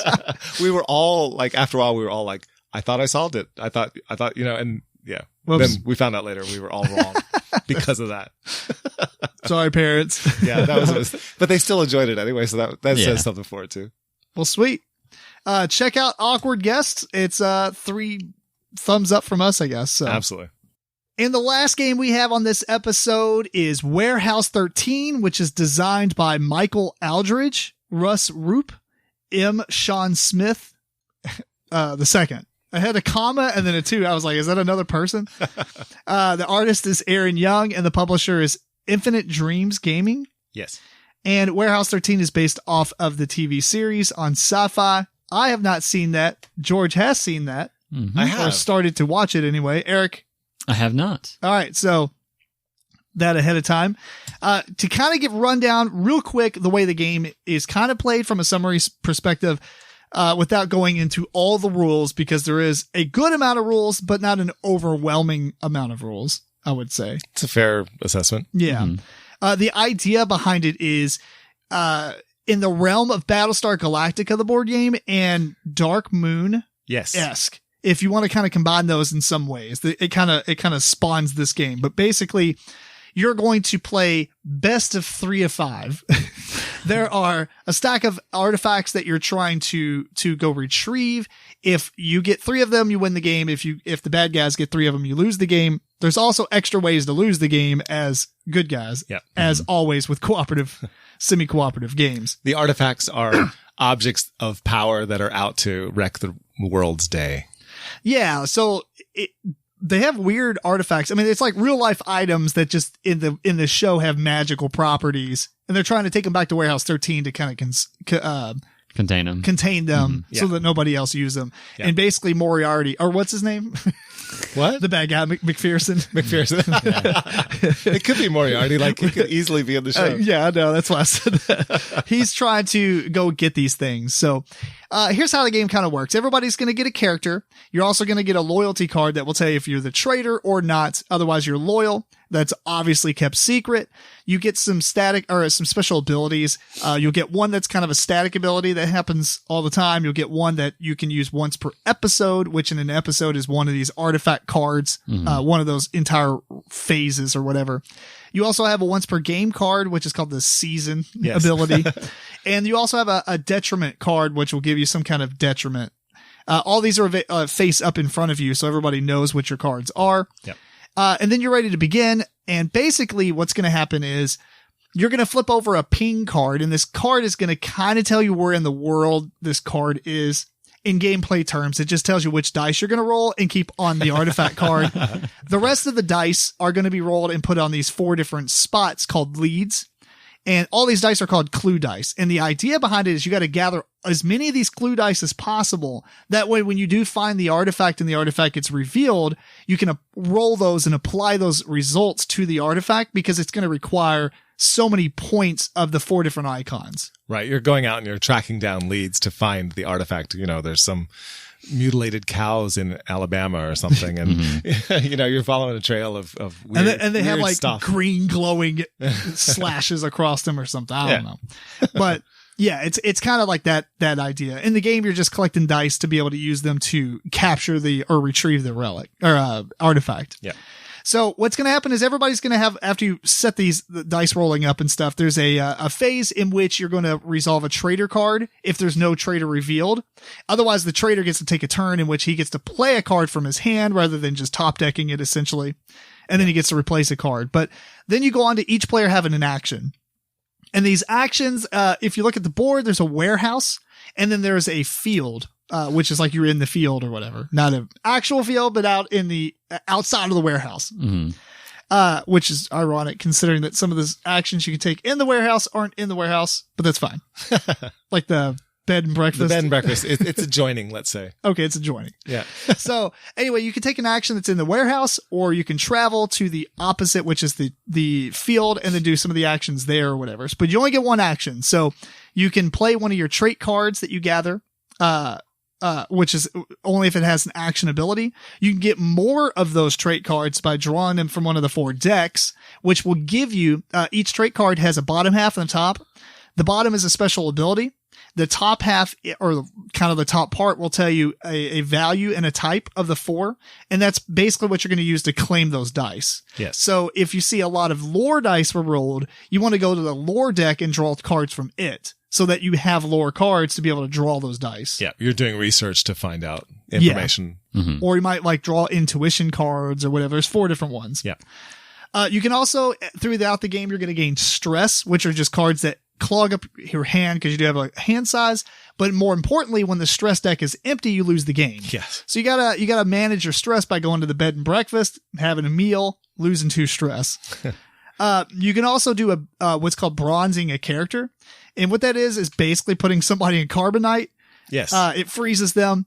You're going to typically do that against the person you assume will be the traitor. So once you kind of accuse somebody, you're like, I'm going to go bronze somebody. And then you do a vote with a thumbs up and everybody gets to do it. And if it's majority, then you get to bronze them. Right. Yeah. We'll talk about the traitor stuff in a minute if you do reveal the traitor. But if you go to the field, you get to perform an action as well, in which case you can do what's called the ping action, that card that you flipped over that told you what to do with some of the dice. It might have a special action on it as well that you can activate. You can try to field investigate one of the clues, which are the dice, by doing the same thing that we're going to talk about here in a second. Or you can research one card. So even though you're not at the warehouse, you can still get cards, but they have to be specific to the traits of your character. Right. Anyway, after everybody has one round of this, one turn, doing an action, then you're going to do what's called work the case. Everybody's going to spend a trait card in turn order to claim one of the dice at the location they're at. And you're trying to get as many of these dice because if you can't claim one, then you have to burn a die. It gets neutralized. And that's really bad because if the last die is neutralized is the one on the artifact, you're going to reveal it and suffer the whammy, which is a bad thing. Yeah, whether it's neutralized or whether you no, that's true. It's only if it's neutralized as the last die that happens. You're right. Yeah. But also all the die that get neutralized are die that you won't have in a later round when you have to use them. Yeah. And they are precious. Like you barely have enough. Oh yeah. Because what happens is everybody takes one action. You go on to resolving the work the case. Everybody gets one action to basically buy dice. And you do that again and again, like the first one and then the second one and the first one and the second one until all the dice are gone. Yeah. Then the artifact gets revealed. And then you go on to a different phase, in which it's called a retrieval phase, in which you're going to, you have this little warehouse 13, like warehouse that you're going to roll all the dice that you've collected personally behind your player's screen and choose one of them to store underneath the warehouse. It's a really good piece. Nice. It's pretty awesome. And everybody reveals that one die they selected. The reason you do this in secret though is so the trader can not roll a bunch of awesome stuff and be like, oh, you should pick that one. I don't want to pick this one. So you can roll it behind your screen and pick the one you want. Yeah. You kind of, I don't think in this phase you get to talk really at all. No, you're not supposed to. Not, no. Yeah, so you can't collaborate and be like, everybody, you roll, if you pick tech and you pick lore. Right. You can't talk about that. Yeah, there are strict rules about what you can exchange information about during the game. Mm-hmm. That's true, which we'll talk about in length later, I guess. And this allows the trader to have plausible deniability when he reveals something that helps nothing at all. Right. Yeah. It's like, I didn't roll anything good, guys. Sorry. Mm-hmm. So once you reveal all the dice that each player has picked, then if there's no traitor revealed, you're going to roll a goo die. And that goo die has some sides and different values on it. And it's going to burn the first die in player turn order that matches it. So if it's like a 1 lore, whoever has a 1 lore, it's burnt. Mm-hmm. If there's a traitor, he also gets to roll 3 of these behind his screen and pick one. So he can really be targeting. So with the traitors revealed, he does have a slight advantage there. Thematically, because I'm sure goo die sounds really weird. In the show, that's a good point. There's this sort of chemical that they've developed in order to shut down the power of these artifacts, and it's like this purple goo that they can immerse it in, and it'll shut it off. That's pretty cool. It makes me sad that the dice are green. Well, the goo die are purple. Oh, they are purple. Why would I think that they're green? Well, those are tech die. Yeah, I'm just thinking goo and thinking green, but you're right. Yeah. Yeah. No, it's purple in the show. The goo is. Yeah. Yeah. Because of the neutralizer spot's purple as well. Yeah. Well, anyway. And then, so if you basically, as you reveal all your dice and stuff, you put them on the different spots to show like maybe that artifact needs 5 lore and 2 intuition and 1 tech. You need to kind of combine your dice and get that stuff. And so being neutralized and stuff really just hinder you. And if you didn't claim as many dice during the actual first phase, you don't have as many dice to roll to claim these artifacts. Anyway, what's going to happen is you're either going to claim the artifact properly or everyone's going to run out of dice and you don't claim the artifact. If you get it, awesome. You get 3 of those, you win the game. If you fail it, basically you get a consequence card that will happen during the consequence phase of the cleanup. And it's really bad. Yeah. And then obviously if the bad guys secure 3 of the 5, then you go on to the final showdown, which is kind of like another phase of trying to retrieve an artifact that's harder. Yes. But otherwise you go to the cleanup, in which everybody draws a stress. So as the game goes on, you're going to always get stressed no matter what. And yes, it'll be increasing stress in that regard. And then you'll apply a consequence. You get to refresh your episode abilities and pass the first player, discard the ping card, set up another episode, so to speak. Yeah. So we're going to go ahead and talk about the traitor first. Yeah. Talk about, because I think that's, you know what? Let's pause that for a second. Sure. George. Yeah. You have actually seen the show. Let's start with that. What do you think thematically between the game and the show? Thematically, they nailed it. Like they couldn't, I don't know how they could have done any better. The characters and how they act in the show and what their things make sense, what their abilities are. I mean, they absolutely make sense. Mm-hmm. And the show itself is this really kind of campy, kitschy, you know, you're either going to like it or hate it. And I started out hating it. And then after I watched several episodes, I really started to get into it. I have to admit. So the theme is you have to invest a little bit into it first. You do. Yeah. And it's hard to get through the first couple episodes because you kind of don't know what's even going on. But once you get used to the weirdness of the characters and everything, it just starts to make sense. And, and it really is just kind of a bit silly and mindless, but a lot of fun. And so is the game. So they nailed it. Sweet. Well, from a person that knows nothing about Warehouse 13, didn't even know it was a show. You don't need to know the show to enjoy the game and play through it. So yeah, I think you could probably just read the blurb and the rule book and know enough about it to enjoy it. I suppose. Yeah, here's the theme of the game. But you won't really get the smell fudge card. I smell fudge. You won't really understand that. Yeah, you have to watch the show for that. Why was it again? Because like well, okay, so at the start of the show, there are these agents who get recruited. They're like FBI agents, but then they get recruited to work for Warehouse 13. They have no idea what's going on, but they're sort of transferred over to this department, and now they're working for Warehouse 13. They have to go out and find these crazy things. But when they first start out, they're not really they're not told what's going on. So they just said, okay, there's this thing, you have to go out and find it. And so they send them out and they're thinking, okay, this isn't even what we do. We protect the president, you know, like, what is, you know, why is this something we're doing anyway? And then they go out and they have a suspect that they're meeting. He's being held for, an event like a murder or something, but it was a weird kind of murder, right? Mm-hmm. So then they go to question him and they're given a set of questions to ask, you know, and they're reading through it and they're like, did you smell fudge? Like, they're like, the questions are just like bizarre. Because, you know, they have no idea. Like, they're just supposed to like get the answers from this guy and bring it back. But they're just like, what is going on? But the thing is, when some of these artifacts, sort of use their power in out in the world, they give off certain smells. Fudgy smell. Like, yeah, there's just. That's fantastic. Yeah, so it's pretty funny. You don't realize that until later. You don't even find that out till later. So just ask these, because you're like in the dumb with them as well. Yeah, and you're just like, why are they, what? That sounds awesome. You know what? I went to Half Price Books and I was going to buy this, and then they didn't have the first season. They have like, was it 2 and 3? How many seasons are there? I think there's 5. Yeah. They have like 2 and 3 and I think 4. And I was you can just watch it for free on Amazon. If you have Amazon. Nah, I didn't pay for it this year. Oh, okay. But we are going to pay for it again because we buy so much stuff on there. Gotcha. But, so obviously with any type of semi-cooperative game, the traitor mechanism is the one thing I always enjoy. Yes. Because everyone blames me for being the traitor. Which you typically are. And for some dumb reason, I'm always the traitor. Yeah. Especially in this game, apparently. Yeah. I will say, you know what? This is done really bad. I don't like the way the traitor is done in this game. Right. Yeah. Yeah. That's the one big downside of this game is that, how they wanted to implement that traitor mechanism. Yeah. And that's because you felt there wasn't enough to do. Well, so as the traitor, as I'm playing through the game, it's very obvious that I just don't play any cards, the trait cards that are good. Mm-hmm. Yeah. You don't help in any way. Maybe every once in a while I'll be like, oh, look, I got this really cool one. Because it makes me hide under the radar. Right. Yeah. But really, I can do more stuff as the revealed trader. It's like, even though it's not as, I question the about power the trader has on either front. Revealed or not revealed. Which is much greater revealed.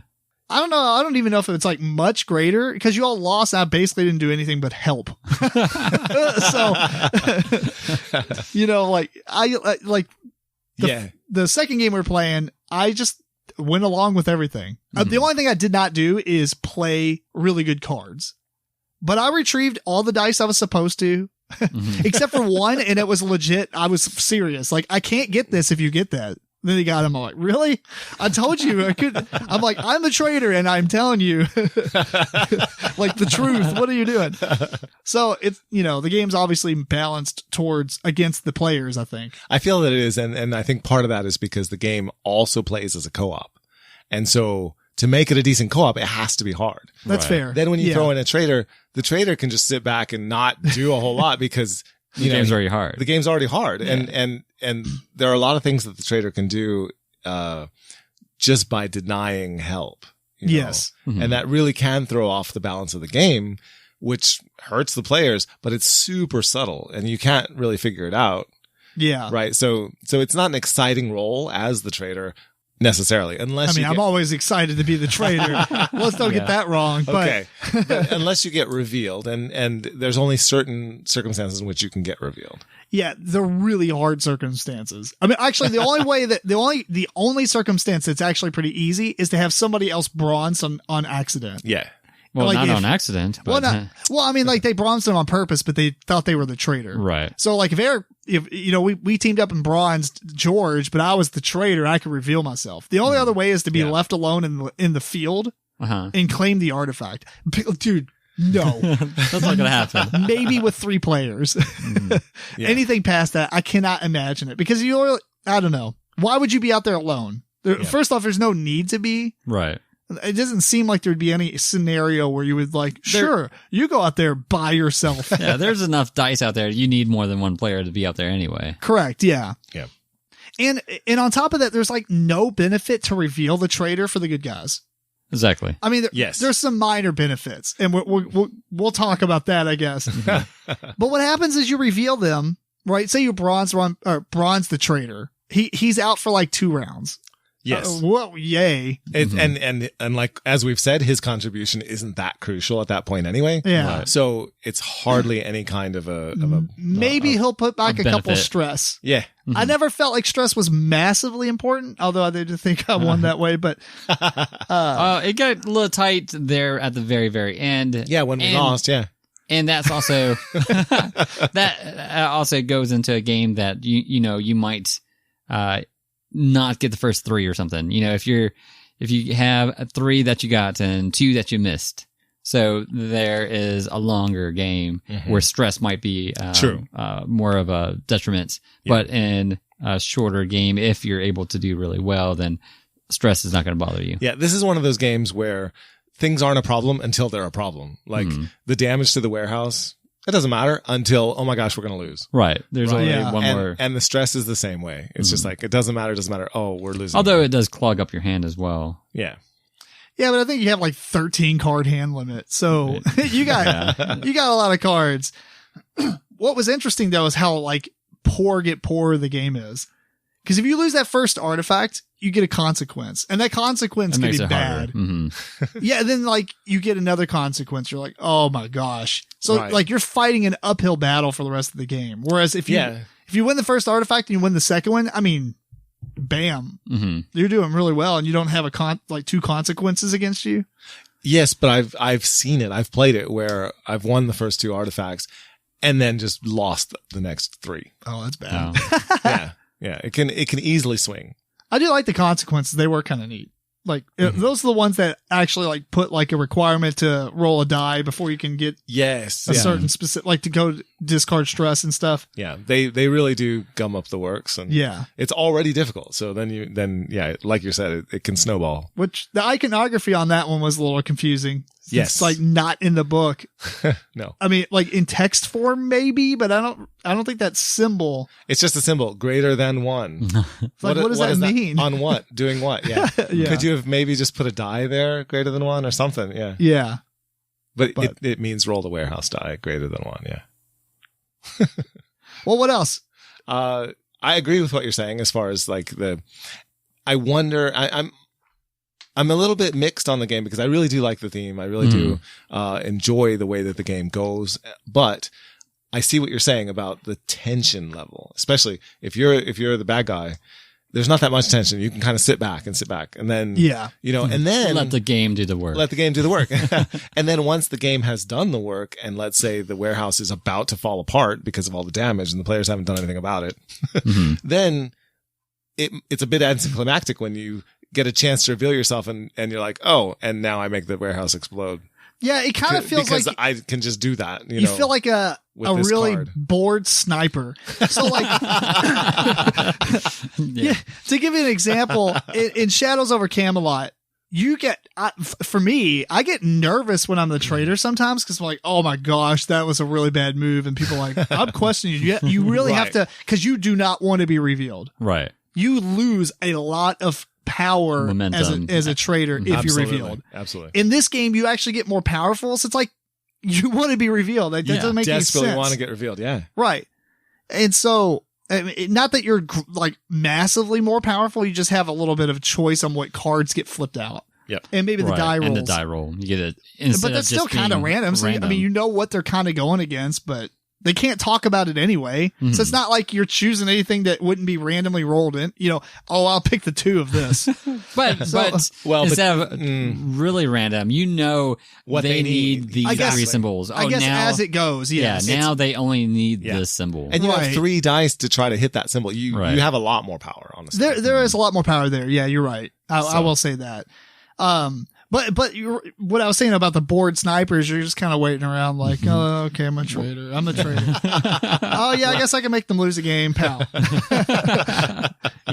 Whereas in Shadows over Camelot, I remember that one time I'm like super nervous because I'm like, no, I got it. Trust me. Yeah, I will draw a card, or I will take a life point, and we won't draw the last catapult. Right. And then I'm like, yeah, catapult. Boom. It's like so satisfying. You just flip the table for them. Yeah.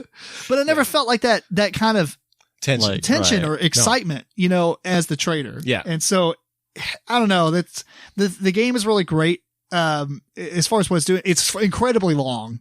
I think it's probably a lot longer than what it needs to be. I agree with that. I also think it's too long. It is long on the order of Battlestar Galactica. Like, yes, they would talk about Battlestar Galactica has way more going on for it and more stuff to do in the same time frame.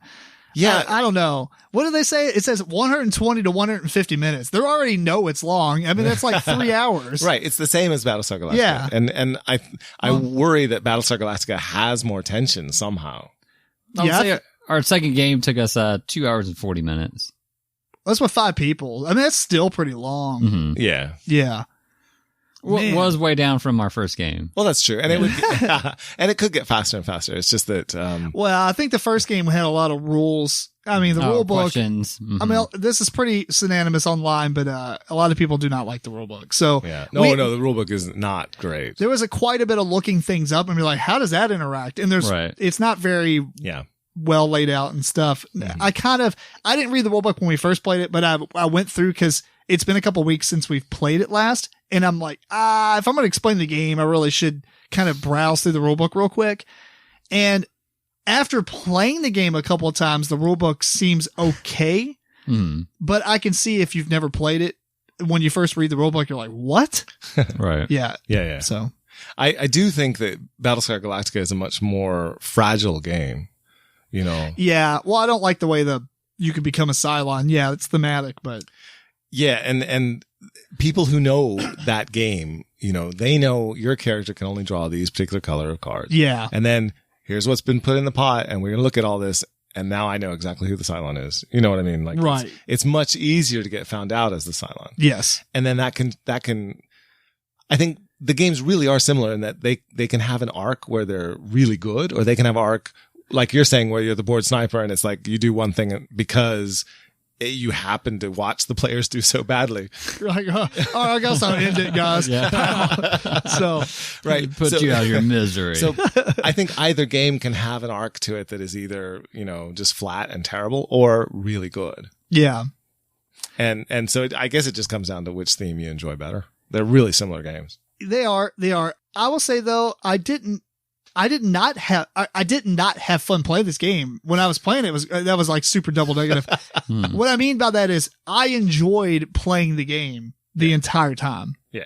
I'm just saying from a review perspective, if we're getting nitpicky, I have to bring stuff up. Yeah. And I'm agreeing with you. Yeah. But I didn't hate the game. I didn't hate being the trader. I just thought it would be cooler if it was more if it had more of a, I don't want to be found out. Yes. And Right. you had to like really be good at lying. Cause like, dude, you haven't played any good cards yet. Right. Or You're even right. the players really wanted to find out who the trader was. Yeah. Yeah, in the provide a game. massive incentive. Mm-hmm. Like, I think you were talking about just immediately scoring the artifact if you bronze the right person. If you bronze the trader, you should, bam, get the Yeah. artifact. You won because, hey, you don't win the game, but you win that artifact, that episode. Yeah. Because you found the trader and you carbonated them. That's amazing. Yeah, you have no one going up against you at that point. All right, I guess Mr. McPherson or whatever. Yeah. But And then what happens is, they have a means of escaping the carbonite because they Right. knew it was a possibility. So yeah, so now they're back on the next episode. and they're back and now they have their full power and everything, but you have another piece of the artifact that you wouldn't have had probably. right. Yeah. I think that one change right there would, yeah. Fix the game. Yeah. I mean, obviously play testing, but provide a big incentive. I mean, because the incentive for, sure, there's a minuscule incentive for bronzing somebody because they're out for 2 turns and their stress goes back and stuff.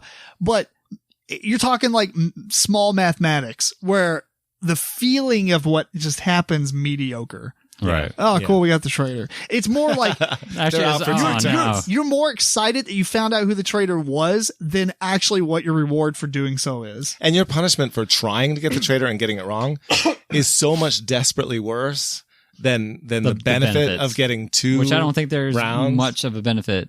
Yeah. Yeah. I think that is a mandatory house rule as far as I'm concerned, is that would really make it to where there's tension. It would make it to where there's a reason to go after the trader, all of that. Yeah. Mm-hmm. And this game has not, I mean, it just reached Kickstarter backers within a month or 2, right? Yeah. Yeah. So I think as the game's out and a lot more people are playing it, I'm going to curiously see what other people are saying about it and what they think. Maybe, I don't know. Maybe if you play this game 50 times, it makes sense. But the thing is in the age of board games we live in now, you got to make a good impression within the first 2 or 3 plays.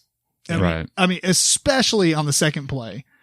I can forgive games on the first play if I had a bad time or whatever. Right. Maybe it's the day or maybe I just didn't score very well or whatever. Mm-hmm. But if I play it again, I'm pretty confident in the fact that if I play a game twice, I know if I'm going to enjoy it. Oh, yeah. You know what I'm saying? Like, Sure. I know I'm past this I had a bad day thing. Right. Your game sucks. Or a lot of Or times, whatever. the first game might be a learning game kind of Yeah. deal. Yeah. Right. And most people aren't there, reviewers aren't there to play test the game and lay out some kind of mathematical equation on why it's bad or good. Yeah. And You know, especially so if it's it's like- that incremental, it's not. Yeah. In a trader game, the crucial thing is that feeling of tension. That really has to be there. And I can't imagine playing this game with any group that is going to give me that level of tension. It's just that the game doesn't provide that. Yeah. So You have to be able to make the big play. yeah. But I wouldn't want to just make it fully cooperative because I like the trader being there. Well, I was going to say there Agreed. is that option to go fully cooperative as well. Right. Mhm. And the game. And the game is hard And- enough to where it would be okay. Right. Definitely true. That's But- what I was going to say. Usually I do like the trader mechanism in the game, but as is, I would just take it out. Yeah. Just play it That's fair. cooperative. Yeah. Is there any changes at all, or is it just say do it or not do it? I no, I don't think there's any actual changes. No. Gotcha. And so that sort of shows you where it's at. It's sort of already sort of canted against the players. So I think maybe some sort of house rule that gives the players some extra edge. I don't know if finding the traitor, winning an artifact in doing so is quite enough, but maybe it is. Maybe it is. Mm-hmm. Maybe. I'm looking at the rule book, and on the very back page, there's a rule summary that I could have just used instead of the summary that I wrote out while I was reading through the game. But yeah, so fully cooperative 2 to 5 players in this variant, all loyal. Yeah. It just says remove stuff. Like, remove any adversary artifacts that include consequences if the traitor's revealed. And, Okay. yeah, so it's more, there's nothing that actually happens. It just kind of takes away the terminology and stuff from the traitor. Yeah, but there's no Yeah, it's not like substantive this change. additional rules added or anything like that. Yeah. So that tells you Decreased something right difficulty, though. There you go. there are ways to modify the difficulty. Yeah, I like the shorter game, which I'm like, really? In this variant, there's no finale. Oh. The traitor wins as soon as he captures 3 artifacts. I didn't really think the finale was like 40 minutes long or anything either, though. It's a bit different. It's a bit actually. different, I guess, rules wise, but it only Yeah. took us like, because when we did, what was it, like 15 minutes, maybe? Well, here's the thing. In the finale, the major changes, it's like getting another artifact, but it's a more difficult artifact, first of all. Mm-hmm. And then you go around and decide as an agent, are you going to take your turn? Are you going to take an action, or are you going to pass? And if you pass, okay, but nothing happens. But if you take an action, that gives the bad guy an action as well. So every time you do something, He he's gets to do something. responding, and it does make things much harder. It's much harder, but the variant was shorter game. I didn't think that portion was like super long. Was it super long? I just No. don't remember it correctly. No, it's not super long. We didn't get to it. Yeah. I thought we did. No, No, we did it. No, the game was over. We stressed out. Oh, did we just pretended to keep going with that part, didn't we? We did not. Did we not? Man, I swear I thought I remember this happening. No. It's not significantly longer. No. Okay, well, point is, I mean, that if you want a shorter game, just play 4 artifacts. Yeah, best 2 out of 3, whatever. Right. Yeah, 2 out of 3. There you go. Let's go. 3 out of 5. Exactly. Yeah. Yeah, it's easily done. Yeah. Well, anyway, final thoughts on Warehouse 13. Enjoyable game. The jury's kind of still out as to what I think of it in the pantheon of trader games. I'm thinking it's right up there, equal with Battlestar Galactica. With the house rules, I may like it better. Mm-hmm. I probably will. I have some problems with Battlestar, and I don't know yet how I feel about it vis-a-vis Dark Moon. Have you played Dark Moon? I have, but I need to play it more. I haven't played it with the expansion. Dark Moon is significantly less time, and it actually is really fun to be the trader. So that'll be the next one we look at as a Into the Pit. Right, yeah. I would probably compare this more against Dark Moon with what's going on. I think if a lot of people compare it against Battlestar Galactica, 1, because most people know about Battlestar Galactica. Yeah. Right. And 2, they're really just focusing on the card play with drawing from those 4 colors, and they have numbers on them. Mm-hmm. But you don't do the same thing that you do in Battlestar Galactica with that. Right. No, you do it with the dice. Right. More so. So I don't know if Battlestar is a great thing to compare it against. I think Dark Moon is more appropriate. I would really like to do it Into the Pit. That'd be, yeah. Do you own Dark Moon? I do. All right, bring it. Final thoughts? No, I liked it. Like I said, I might actually prefer it. Although I like trader type games, I might actually prefer it just straight co-op on this. Unless, they might There is come a out with fully revealed trader variant. might as well. There's also the idea of playing with 6 players and having one of them just be a revealed McPherson from the start.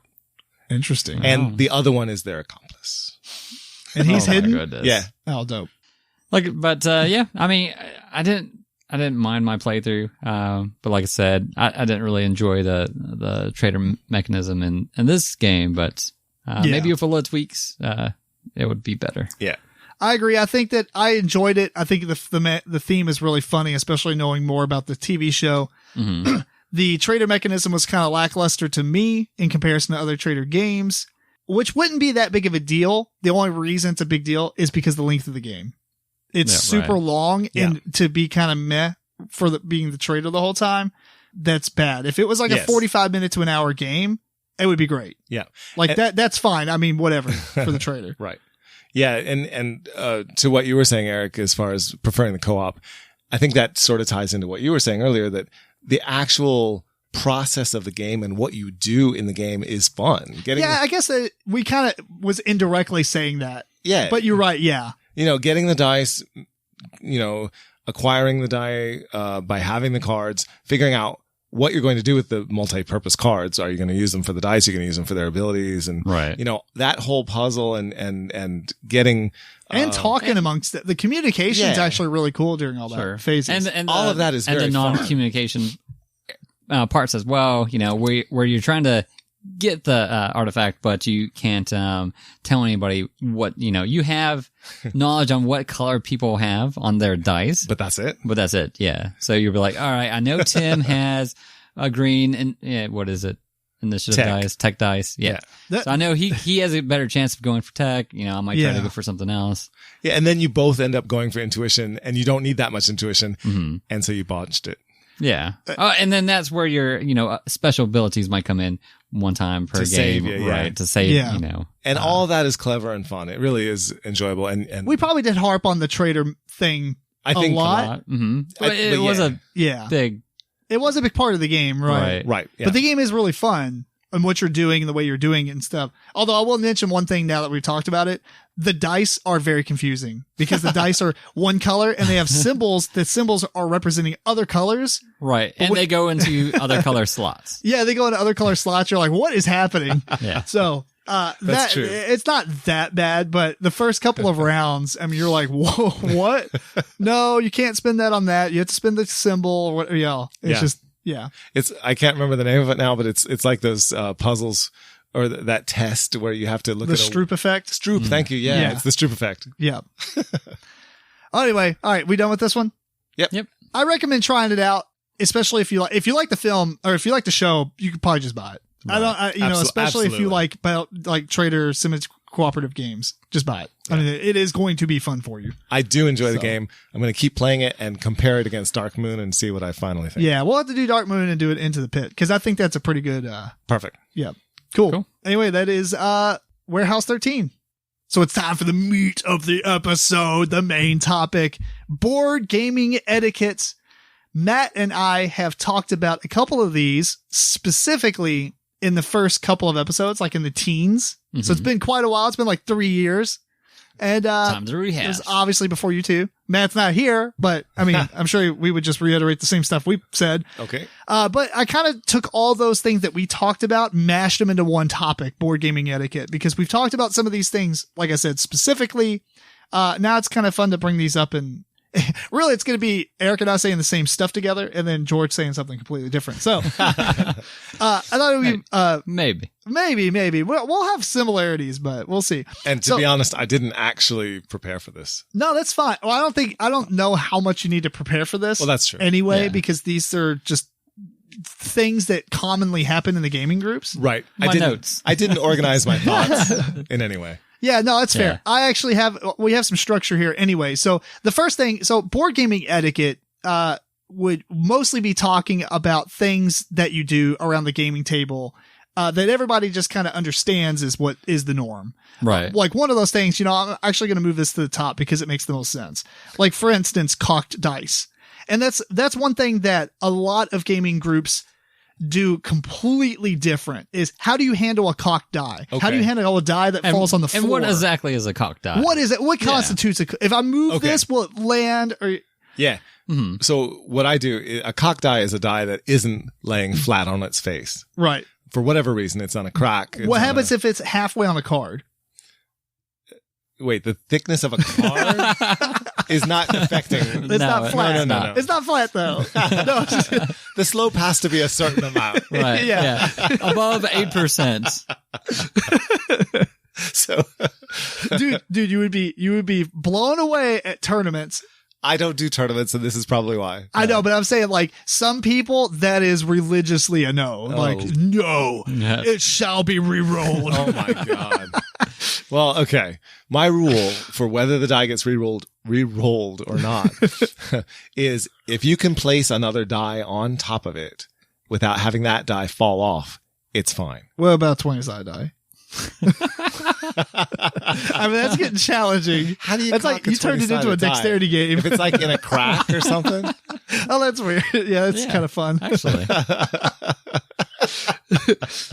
I see what you're saying though. Like if it's level enough to where it's not gonna to where another die can sit on it Yeah. without sliding or falling off, it's fine. yeah. Yeah, that's how we do. How we do it. Yeah. What about you, Eric? What's your feelings?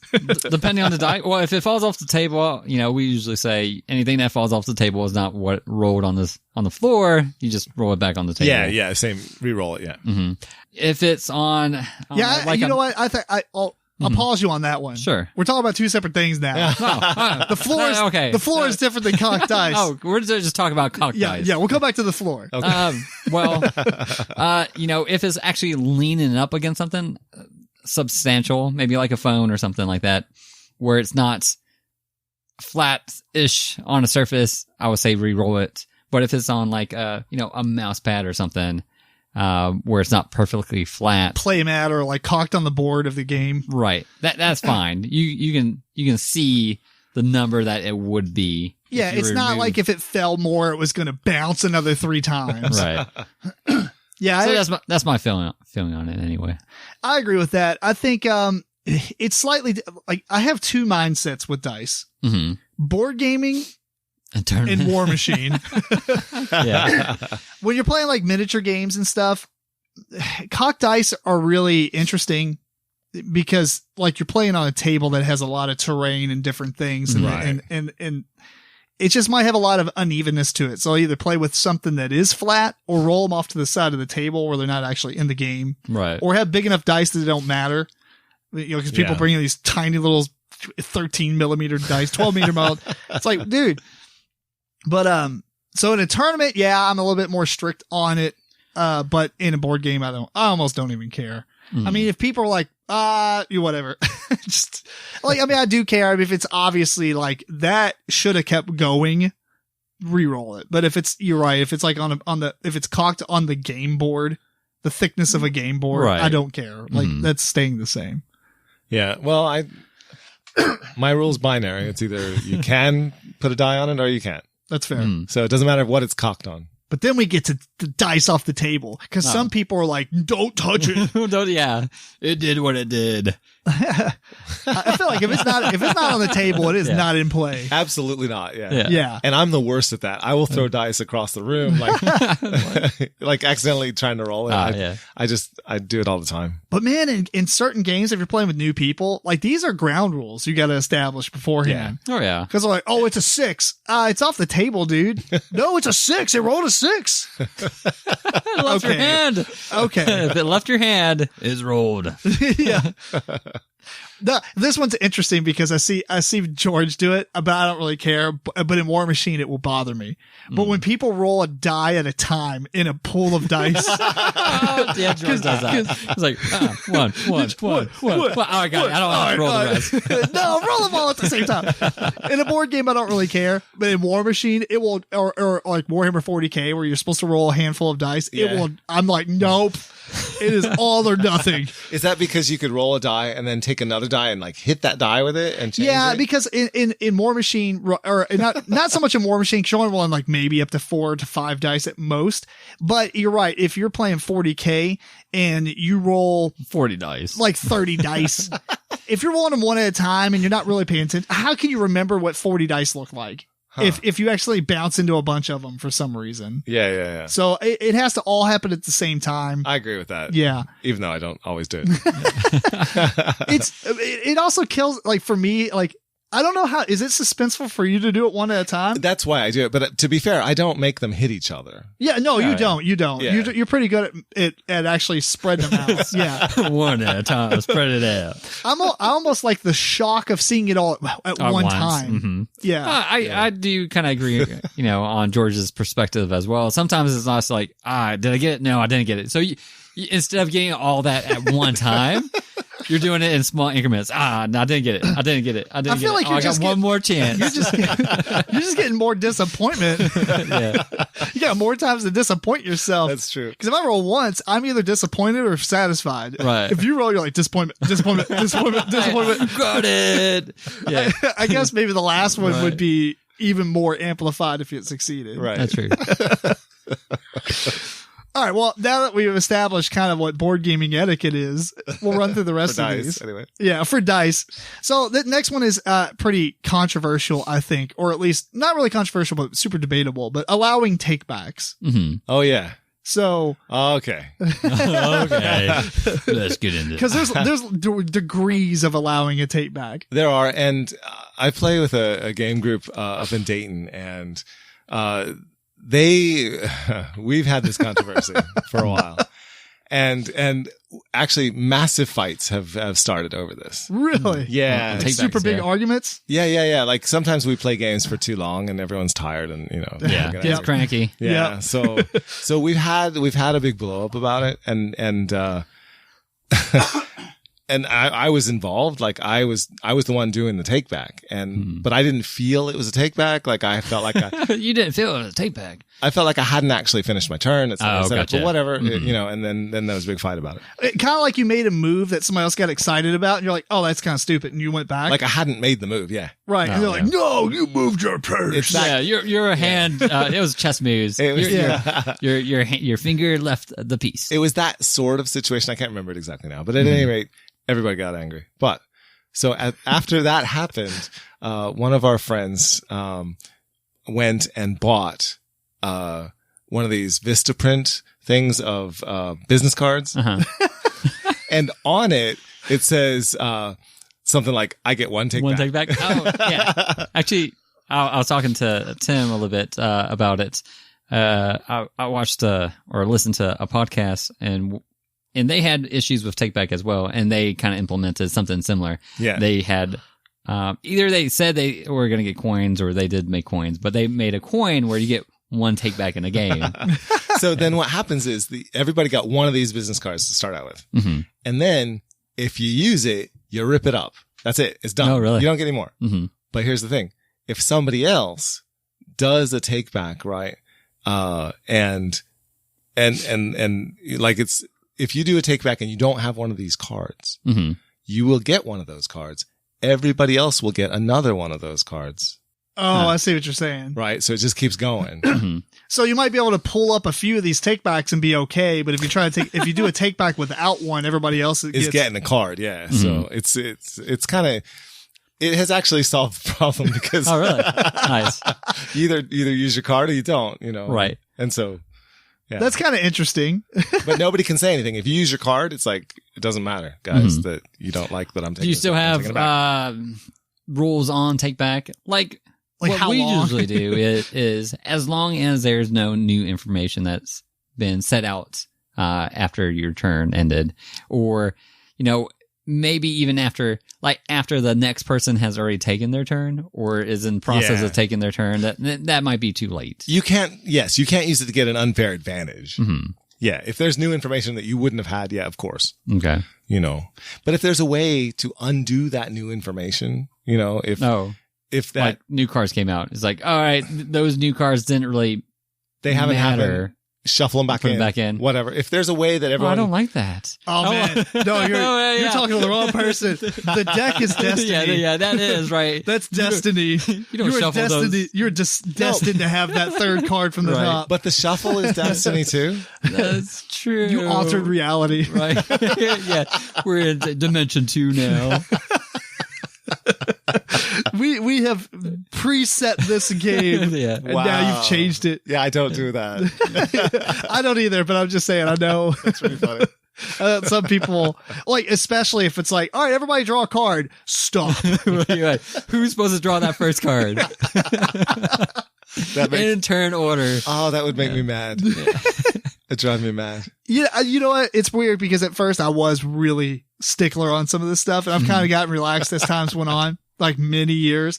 But yeah, I know some people like not necessarily our gaming group, but like some other people we've gamed with and stuff, they are like, no, and like upset. Yo, you draw, you drew my card. That was supposed to be my card. Yeah, especially if you do something cool with it next turn. Right. They're like, dog, I forfeit. I've been in these kind of altercations before, like I was saying with the whole take back thing. But at this point, I'm done with that. Like, you know, I don't care. That's fair. I'm not gonna have, you know, that's not my gaming experience anymore. It's what about if the whatever. I don't care. Let's just do it. Let's just play. That's fair. Yeah. That's fair. What about stuff like, well, I guess I should say what I think too. With takebacks, for me, I don't quite care that much because I'd rather have a really good playthrough of a game. Hmm. Now, if it's a game we've played like 30 times and it's starting to become competitive, I don't consider the first or second playthrough like a competitive experience. Mm-hmm. No, it's a learning game. Yeah, everybody's trying to learn the game or whatever. So if you're taking takebacks or whatever, but yeah, it's not you're trying to win, but what are you winning for? I mean, to win. You're trying to win, but I mean, it's not like you're going to get some kind of trophy. What else would you pay? But like what I'm saying is like if you played many games of Magic, you know, eventually, yeah, that's competitive because you're like, I'm trying to show you that I'm better than you. You know, because better than your deck. Because it's like arm wrestling. I mean, you don't just play you don't arm wrestle and be like, oh, I lost. Like you arm wrestle later on as you arm wrestle a lot because you're like, I want to show somebody that I'm the more strong person or something. I don't know. Actually, I don't even know why anyone arm wrestles, to be honest. It's dumb. But the comparison here is what I'm saying is if you're good at something, you want to try to win at that point to show, to be like, see, I'm experienced at the game. So I don't really consider the competitiveness in the first couple of playthroughs. But with that being said, that's why I don't mind takebacks that much. But as we play the same game many times, that's when I'm kind of like, you should know better. Yeah. Like there shouldn't be a lot of takebacks at that point. Right. Yeah. And it, like, what about deep takebacks? Like 3 people have win. You're like, no, dude. That's a no. That's a no. Well, on another segment on takebacks is, I forgot to get my corn. I did put that in. What about entitlements? Like resources I forgot to get my corn, stuff. you know, on my turn, and that was 3 turns ago or whatever. Right. What do you feel about that? Well, okay. Most of the time I'm going to say, okay, get your corn. But if you're forgetting to get that corn, meant that there's only a little bit of corn left for me. And now it's my turn and I'm just doing what I was going to do to get that corn. And you're like, oh, wait, I forgot to get my corn. Mm-hmm. And now that means I don't get my corn. Then I'm sorry. That was 3 turns ago. Why did you forget your corn? Right. And I feel like you should do the business card rule on that too, because I mean, dude, pay attention to what you're supposed to get on your turn. Yeah. But again, at the same time, it's not that big a deal. Typically, no. I think in most cases, I don't care. I mean, if you forgot to get something that's cool, I mean, as long as you're playing with people with good integrity and they're not trying to cheat and be like, I got the corn, but if I say I didn't get it, and people are cool with it. Yeah, and there's levels to that. Like it could be something where you're like, well, I just forgot to get my corn, but it could be something where you're like, oh, if I would have gotten stone instead of corn, right, I'd be having a better turn next time. You know, it's like, no, wait a minute. Yeah. You didn't get stone. Right. Yeah, that one is, I'm guilty of that sometimes. I have done that where you realize too late. Oh, I should have got because at the very end of your turn, you're like, one resource. While you're planning your next turn, you're like, oh, man, I got the wrong resource. Yeah. So, I mean, that's probably the only time I've done that. Yeah. That could happen quite a lot. Yeah. All right. Well, moving along. What about assisting opponents with strategies? Or making them aware of things that they weren't aware of. Oh, this one drives me mad as well. Well, I guess we'll separate these. So assist, unless you consider them the same. What I mean by assisting with strategies is be like, oh, you know what? Well, I guess it's kind of the same thing. What I mean by, I guess the difference would be like, if I'm telling Eric, well, it doesn't really happen too much, but if I'm telling Eric, like, oh, well, you can go over here and do this and this, and it might get you 6 points, but if you go over here, it'll get you 7 points, but you may not have seen that or something, but making you aware of things is if you go here, then George will be able to. Exactly. Well, most of the time, that is why you're kind of laying on the strategies and like, well, this is a good move for you. I mean, it's going to hurt George and maybe benefit me, but it is a good move. All right, we'll combine all that together. It's kind of the same stuff. Yeah, and okay. So I really think this is on that scale of how well do you know the game again? Yeah. Yes. You know, like if it's a learning game and the person doesn't know what they're doing, okay, you know, tell them some strategy to help them out. Yeah. But I if agree. your idea of telling them strategy is I'm only going to do it when it benefits me and hurts the other guy, that makes me crazy. Like, yeah.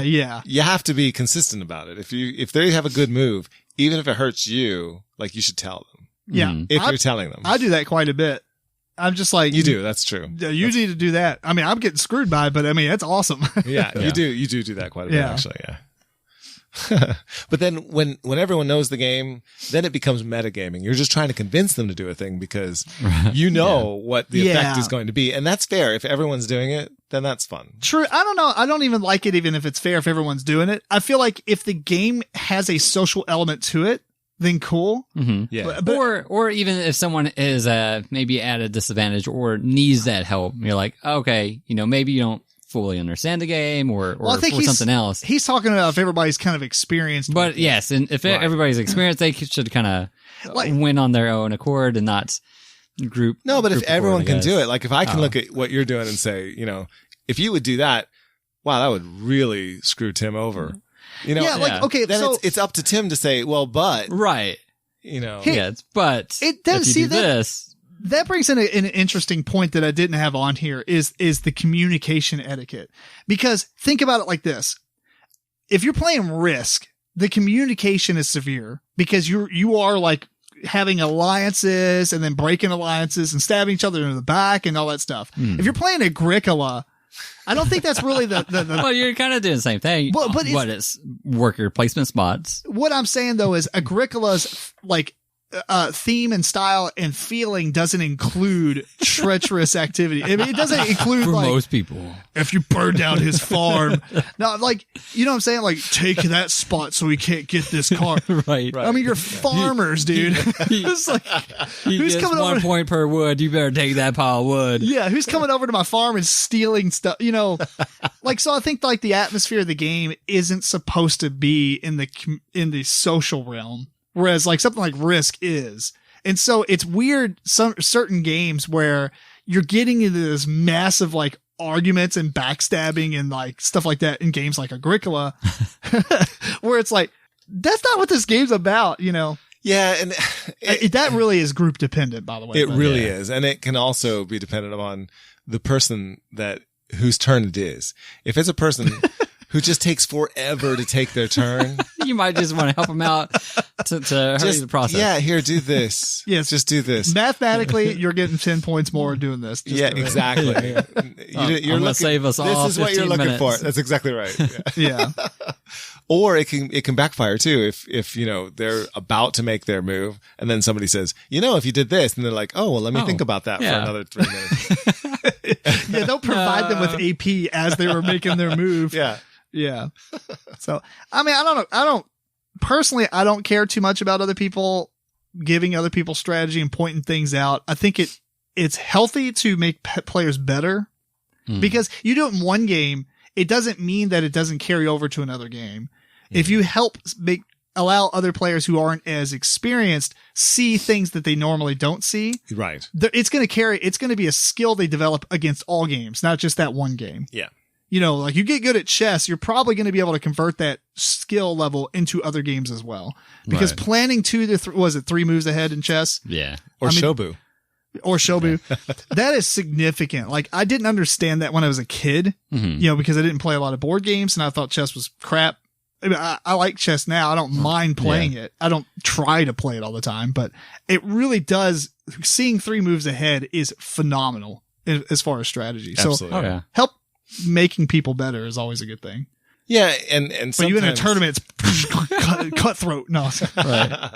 and sometimes it can just be like, as you said, the social aspect of it. And, you know, you're pointing out something because it's funny that you're pointing out that this person should destroy this other person, you know, and like, and trying to defend that position, even though obviously they should not do what you are telling them to do. yeah. You know, yeah, it can just go round and round and that can be fun. So it does depend on the group, I think. Yeah, the group and what kind of game it is too. Yeah. If it's It's really fun if you're playing a game where you're trying to kill each other anyway, and then you're manipulating people. Right. Then No, I'm serious. Like this great move. And they do it. They get annihilated. Like, what did you do? You're like, yeah. that's cool. I mean, I think it really depends on if it's in the spirit of the game you're playing, but Yeah. Sure. It has its time and its place. I don't know that you can say it's bad etiquette necessarily. So that's fair. Here's one that is kind of an etiquette type of thing. What about moving or touching other people's pieces or giving them the resources or the money or whatever they're supposed to get? Drawing cards for them. That's a superstition right there. Oh, I don't mind it. Sometimes it kind of helps the flow, you know. Absolutely. Here's your wood. I'm closer to the wood. You don't have to. Yeah. Or here's your corn. Here's your wood. Here's your stuff. Here's your card. Absolutely agree. If it speeds up the game, go ahead and do it. Except for the moving the piece. If like, unless I would have physically can't do it. Yes. Yeah. In those cases, where your score marker is on my side of the board. Well, score markers, whatever. I'll move your score marker for you when it's on that side of the board. You can move it for me. I'd rather you move it than me get up and get up there and move my own piece. But for the most part, I want to move my own like meeples and stuff. Yeah, I want to play the game too. That's right. Yeah. That one actually spawned from a specific episode where I was complaining about War Machine because you don't move anybody's pieces in that. Like, don't touch my stuff. Gotcha. But that's a game of precision too, so it's a little bit different. Or if you're playing like a dexterity game, like don't pick up my dice, or stuff like that because maybe no one saw what's going on or whatever. But in board games, give bad juju to my dice. Yeah, well, not necessarily that, but if I roll them and you're trying to pick up the successes or whatever, it's just really weird. Some people get in this weird thing where they pick up the successes. No, don't ever do that. Pick up the failures because you leave what is valid and you can't question what's in your hand because they're failures no matter what. If you pick up all the successes, you're like, I'm pretty sure you picked up a 3 out of 5. You know what I mean? It's like that was supposed to be a failure. Yeah. So that gets really weird. But in board games, I don't really care too much as long as you're telling me you're doing it. Because what really gets weird is like, no, I agree with you there. You move the score marker and somebody else like, oh, I get 2 points, and the other person's like, doesn't say anything because they're not paying attention now. Right. Now that person just got double the points. I absolutely agree. You have to, it all has to be communicated. Yeah. Absolutely. Another thing I'll say about that is it has to be amongst the players playing the game. Like if your child is coming up and wanting to just pick up a card and take a look at it, that's not good for me. I don't. Yeah. That actually brings us. Well, that's a crazy segue that you actually did that for the last thing, and that's and it's kind of like goes vice versa. Giving advice when not a player of the game. Oh, that's bad too. Yeah. I want to stab somebody at that point. Like, I mean, I'm not violent, but Are you talking about someone that comes from behind, watches the game? Yeah. Like, Yeah. Oh yeah, this is a good move for you. oh yeah, you should totally try that. That should not happen. Don't do that ever. Stay out of this. Yeah. I don't even care if I lose the game, but stay out of this. Man. Exactly. Yeah. Just don't do it. And teach your children not to do it. Like if you're sitting there playing awkward guests and a child comes up behind you and is like, well, what does it mean that, no blunt weapons. Nice. That's actually worse than what I was saying. Cause that's helping everyone but you. Right. So everybody else is probably like, Or you're playing letter jam and like the kid can see your letter and he's like, well, I can spell blah, blah, blah, blah, blah. Like, okay, great. I think this happens not as much anymore, but I've seen it so much at conventions, dude. Like you're playing a game and like somebody's friend comes up like, oh no, actually what you should do is blah, blah, blah. Cause they've played the game a lot. You're like, dude, Right. We're all learning here, buddy. Stay out of this. Yeah. I think it's that might be the most irritating. That's a pet peeve of mine when it comes to board gaming pet peeves. I'm pretty sure we did a pet, like maybe it was a really early episode. Were you on that one? I think so. Board gaming pet peeves. Mm-hmm. That was one of my pet peeves is people giving advice outside the game. I'm pretty sure it was. If it wasn't, it should have been. No, I'm absolutely with you on that one. That's a definite. That drives you bonkers. That's all I had on this. Did anybody else have any other gaming etiquette things they can think of that? Yes. I just thought of this one. There are no relationships at the board gaming table. Yes. Actually, that's a great one to put. I like that one. Yeah. Don't you have a shirt? I have a shirt that says that. Yeah. Kat made me that shirt. Oh, did she? Okay. That makes sense. Does she have to learn the hard way? Or? Everybody should learn this, though. Yes. Like, it doesn't matter, like, how You can't many... just be nice because you're married to them. Exactly. Right. That's literally dumb.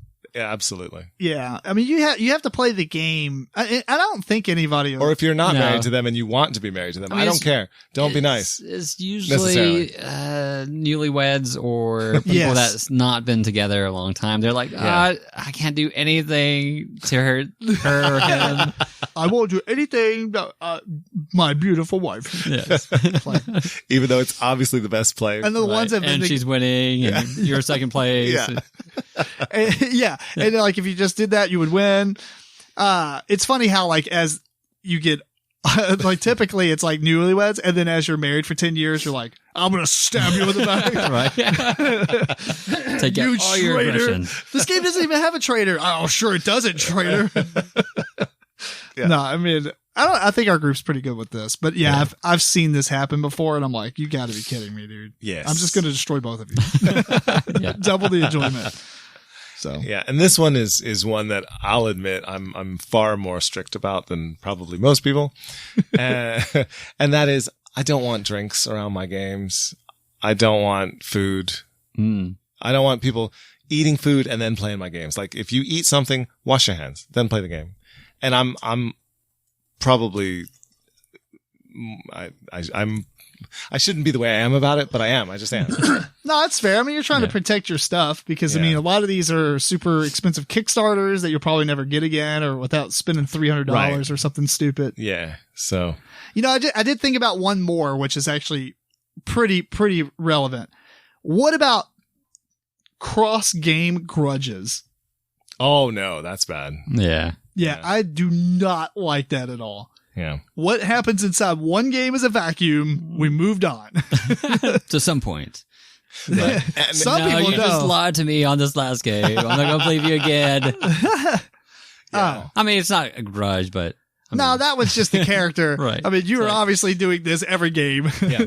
But there could be, I mean, I don't like it, but it happens. I'm involved in it. There's certain players that I know if I'm in a game with that player, they're coming after me.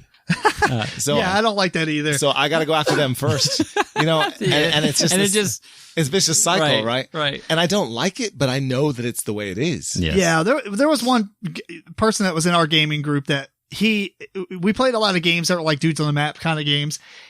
He would just sit, and it's like the first person that hits me, It's I going will down. focus on you 100% I will destroy you. and lose the game to destroy you.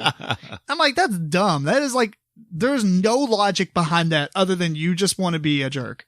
There is absolutely logic behind that. I mean, there's bad logic. That is what I did when we were playing The Godfather. Oh. Okay. Do you remember that? Yeah. Yeah. And it Like- absolutely works, and I won that game. Huh. That was a That's weird. true. I wasn't in that one. No. But if like you were playing Risk, and I just degrading it to the lowest denominator here. I but, defend myself in that particular example because that's what a gang would actually do. If you came Yeah. after a gang, they're It's like- gonna yeah. go after you. fair enough. But like strategically, it doesn't make any sense in most games. I think, Right. Yeah. especially because like you're beating on like the fourth of the fifth players, and you're the fifth. You're like, oh, I'm just gonna take out the. What are you doing? Try to take out the first player or something. I mean, that might be Yeah. king making somewhat. I mean, I'll cop to this one. Like, I'll do this one. It's bad. I agree. I shouldn't do it. Mhm. But I will admit it does happen. Well, no. Here's what I'm saying though. Well, I'm talking about cross game. Like if you're or cross game, I or for guess- the whole game, or something. Yeah, the whole game. Like, Yeah. if I Yeah, did something bad to doesn't make you sense. and you try to get me back, understandable. Eye for an eye. Right. If I did something bad for you and the next 8 turns of the game, You're like, you're just going down. It doesn't matter. Right. it's like, George, No. you could score 20 points here or hit me for 3 and kill one of my guys. Kill one of your guys. It's like, okay. If I feel like that first thing that you did still hasn't been addressed, I don't feel good yet. That's fair. I guess I can understand something like that a little bit more, but, you know, like cross game grudges, I don't get that. I'm with you on that. I'm with you Yeah. on that. And that first thing would have to be pretty egregious for me to go after you 8 times. Like, yeah. Now we're even. All right, cool. Anything else, or are we moving on to the final topic? Nope. I think we're good. I think we are. And that final topic is our top 5 guilty pleasure board games, which I think is going to drastically be different for all of us. So Sure. George kind of brought this up, and I had been wanting to do like a top 5 classic board games, which kind of is, at this point, guilty pleasures for most people, because a lot of people hate classic board games, especially in the board gaming community, I would say. That's true. They do get a poor reputation. Yeah. I mean, just because, what are you comparing it to? I mean, I don't know. Yeah. So there's a lot of different things you can interpret guilty pleasures as, such as, tell us, George. Okay. So in this one, I was thinking, these are games that you enjoy, even though the majority of people pan these games. They don't like them. Other people hate these games, but you enjoy them. That would be one sort of guilty pleasure. Another one might be that, it's a game that you make people play because you enjoy it. Yeah. But you can see that they're not actually enjoying this game. But you don't care because it's so good. So you feel a little guilty about that. Yeah. Just based on that one, I'm putting one in here on my honorable mentions. Nice. And then you actually came up with another really good definition of a guilty pleasure, which I hadn't been thinking of, but it's like you had said it could be something like Tanto Cuore or something, where it's like, wow, the theme of this game. I'm not a pervert, I swear. I do not feel this way about household help, or whatever. Whatever it might be, like you feel guilty playing the game because there's something about the game that is personally offensive. Yeah, or other, right. Or other people are just going to not understand. They're like, why do you like this? That's right. Yeah. All right, cool. Who wants to start? I'll start. All right. Well, okay, ahead. sure. Nope, me. Go ahead, Eric. All right, number 5, I put, which I actually didn't look at the ratings for these, and this first one is probably rated decently high. I guess it is worth mentioning that Eric last minute came. Yeah. So Yeah. Yeah, so he didn't have his 5, so he just whipped them out. I did. I whipped it out. So, the first one for me is Sentinels of the Multiverse. This is a game that is a cooperative game. It's not really a deck builder. You do get a deck of cards. You're going through it, and you're basically choosing one of these characters and fighting like a mastermind, and that's going to be at a specific location. Yeah. We played it a couple times. The people I've played it with haven't really enjoyed it, but I still want to kind of delve a little bit deeper. I haven't finalized my thought on the game, whether I like it a lot or I don't. Other people have came to that conclusion a little bit faster, but I wouldn't mind trying it more. That's fair. Yeah, that definitely falls in the, when you said that, I was like, that totally falls in line with what he was saying. Like, yeah, everyone else hates it, but I'm going to make you play it. Right. Yeah. Not that you make us play it, but we entertain you sometimes with, which I think some of the times we've played it at 3 players, and I believe it's really meant for like a 4-player, probably a game. You know what? But I think you and I played it 2 players, and I enjoyed it quite a bit more. And I think we did 2 players because we did 2 players each. Yes, we each had 2 characters. Okay. Characters each. So you'd have more to do in that case. Exactly. That is a game where you feel like you don't have a whole lot to do. On my turn, card. Blanc. Yeah. Amazing. Oh, it got destroyed. Exactly. Oh, that was amazing. And on top of that, it's so fiddly. And then you have to read the text on all the cards and know what's going on. Oh man. Right. I'm with you on that one. I'm not a fan. Not a fan. But there are people who love that game. Oh yeah, there are. Right. Yeah. Who haven't played any other games. Well, I can also say that depending on how you set it out, some things don't work well against other things. Like you don't want to take this particular superhero into this villain, because that villain is a hard counter. Yeah. So if you play that superhero against that villain, your playthrough is not going to be so good. Yeah, and you kind of have to really get deep into the game to know which ones to bring. Yeah, right. And not everyone's going to do that. Exactly. My number 5 is the G.I. Joe trading card game. I didn't even know there was. This game was terrible. It is so fun though. You basically build a deck of cards and then you flip out. I can't remember. It's like, I didn't even bother to look up the rules, but I'm still going to butcher it. But basically you flip out 2 rows of characters and I think it's like 4 or 5 across and then the same for the back row. And so it's so random because I think your deck has like 30 or 40 cards and you only flip out like 8 or 10 and then you fight each other and the way the mechanics work out. But it's just like a random fest.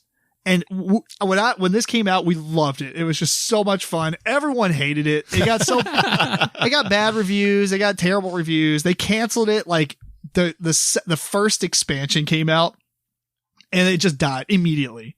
And so the expansion was out for like 2 seconds and the game got canceled. And I don't know, it made me sad, but everybody else is like good. So now, did you like it in part because of the theme? Like, are you a G.I. Joe? Yeah, I like G.I. Joe. That's probably most of it. Yeah. Okay. I like G.I. Joe a lot. And then I don't know. I just thought it was kind of fun and just nonchalant. It was a very quick game. I mean, I think it was like under 10 minutes. Oh, wow. So it's really hard to like hate a game that has like low mechanics. Just, it basically is glorified war. I mean, right. But you got like 10 guys. So like, I don't even remember the mechanisms, but I mean, it worked okay. Yeah, don't justify yourself. Okay. Yeah. You played it as a kid. We'll play it.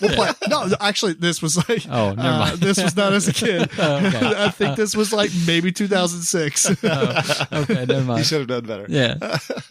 I think it was 2008. It sounds like it definitely qualifies as a guilty pleasure. Yeah. That's great. All right. So my number 5 is a game that actually there's another reason to have a guilty pleasure about a game that I just didn't realize now that I've looked at my list. It's called Evil Spares None, which I think is a tremendous title, first of all. But the reason I have such a guilt when I play this game is it was a Kickstarter.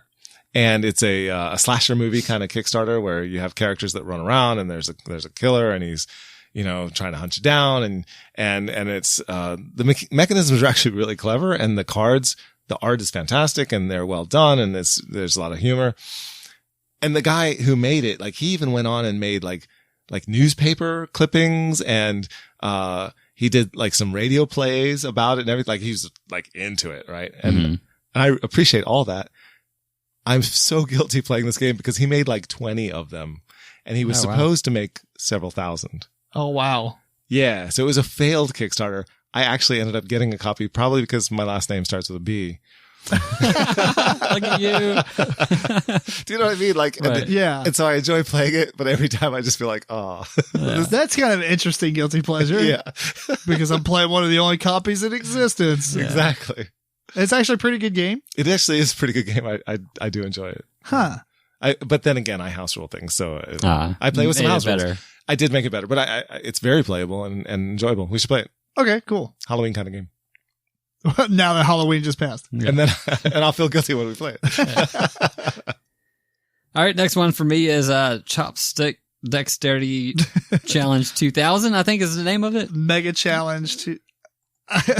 We're going to look this up. Anyhow, it is. It is a game where you have a bowl, you have chopsticks. Chopstick Dexterity Mega Challenge 3000. 3000. It's 1,000 times better than what you thought. I'm not saying this is a good game, but every time we played it, lots of laughter has pursued, and it is a fun way to pass some time. It's laugh for about 10 seconds, and you're like, oh my gosh, why are we playing this? It's kind of cool to you have chopsticks and you're vying for that last shrimp or whatever. Yeah. And sometimes it falls on the ground and you're like on the ground trying to get it. How do you play? Do you play where you can hit each other's chopsticks together or no? That's just beyond the pale. We've played it like if your chopsticks are touching. Yeah. You That's can like right. How you, like it gets really hard. Yeah. You're like you have to like shoot it off somewhere and like jeez. That's ridiculous. It gets physical. I hate this game. I hate it. It's basically a martial arts it is. fight at that point. I mean, you might as well just start punching each other at some point. My number 4 is probably hate it just because it has a low rating and it was mass market or at least sold in Walmarts and stuff. It's the Fruit Ninja card game. That wasn't too bad. Yeah. Have you played it? No. So basically the way it works is you have a deck of cards, and it comes in like the same thing as like Monopoly Deal and like Scrabble Word Slam or like all those like little small packs of cards. Right. It was sold in the same kind of line as that. And what happens is you have a deck of cards, and on the bottom, obviously on the tops, it's all the Fruit Ninja logo, and the actual card is either, no, I take that back. There are, God, it's been a while. The tops of the cards are green, yellow, and red. And what happens is, the bottom of the card has fruit on it. And so you shuffle the deck and then you cut the fruit in half. So you cut the deck in half. Okay. And you either pick the bottom card of the top half or the top card of the bottom half. Yeah. So you don't get to see what cards you're selecting, but when you split the deck in half, you get 2 cards basically to choose from. Okay. And it's going to be a color difficulty, either green, yellow, red. And what that means is, when you flip over a card, it's going to give you fruit. So the greens will only give you 1 fruit, but there's almost no chance of bombs. In yellow, it's kind of like I think it's like 2 fruits. Okay. Or 3. I think it's 3 fruit. Yeah. And there's more chance of bombs. And in the red, there's 5 fruit and a lot of chance of bombs. Yeah. And so you choose what you want, and then you flip it over. And if it's not bombs, you add it to your you stash it and if you bomb out, you bust for the round, right? And you don't get anything. Otherwise, you could say, do I want to push my luck? And then you take the rest of the deck and you split it in half. So you keep cutting the deck like it's a thing of fruit in Fruit Ninja. That actually sounds pretty fun. Yeah. And then so you get another card, you keep going, and eventually you either bomb out or you can say, I'm stopping, and you bank all the fruit that you got. Yeah. And you win if you get like, I think 1 of each type of fruit. There's like 10 fruits or something. Or if you get like 25 pieces of fruit among all your fruit or something. And there's like bananas, and they give you special powers and stuff. But it's got like a 5.5. And I'm like, that's not high. It does not deserve that. I don't think so. Yeah. I think it's like at least a 6.5. No, it's I'm not saying it's decent. a great game, but it is a really fun high, filler. For a Fruit Ninja game. Well, yeah. I'll give it a shot. Cool. Give it a shot. Yeah. Cool. My number 4 is called... real quick. And you can pretty much play it with indefinite amount of players, because it's that zombie dice kind of mechanic, because once somebody breaks the winning condition, you play to the end of the round, and then whoever has the most wins. Okay. So you can play it with like 15 people. What, could you just get a couple decks and put them together? I don't know mathematically if that would work. I mean, I guess it would, because everybody's playing the same odds. You couldn't play with any number of people because the cards come out of the deck when you collect them, right? That's a fair point. So that's a fair point. But I've never really played it more than 3, so I don't know. Okay. That's a fair point. I think you get 2 decks and just smash them together. Yeah. Okay. So my number 4 guilty pleasure is a game that is rated a 5.5. A lot of people dislike it, apparently. I rather enjoy it, and it is a very risk-like game, which is probably why people don't like it. It's called World Conquerors, and it's a game just incredibly like Risk. You have a map of the world and you have armies that move around, whatever. But it solves all the problems that Risk has, where each time it's your turn, you start off with a massive army and then you move around and take over a lot of the world, just like Risk. But then at the end, you don't have that massive army anymore, and the other person's going to get a massive army. And so it just kind of like ebbs and flows back and forth. It's like Risk Endgame. Yeah. But everyone gets to do it. And there are these leaders that you can have. And if you roll a 4, like it's dice, there's dice involved, whatever. But if you roll a 4, they just die. Your leader dies because 4 is an unlucky number in China or whatever. So I don't know, it's just got like these crazy wonky rules, but it's very fun, and it goes fast, and it's Risk without the problems Risk has. And I like it. It's called what is it called? Conqueror? World Conquerors. Interesting. Sounds interesting. Yeah. Next game for me is Rattle Battle Grab the Loot. Another game that great choice. Yes, good choice. We only played it one time actually, but and the first time you play it, it is more of a tutorial game where it kind of has a story arc to it, and I believe that the rest of the game is not. That doesn't actually play like your first game. Not scripted. But the first game was actually pretty enjoyable, and the pieces are nice. But it is rated pretty low. But everybody gives this game so much flack. I thought it was pretty fun too. Yeah, I didn't mind it, and I thought it was a pretty decent experience. So, if you haven't tried it out, Like I said, it's rated pretty low, but I had a good time playing it. Cool.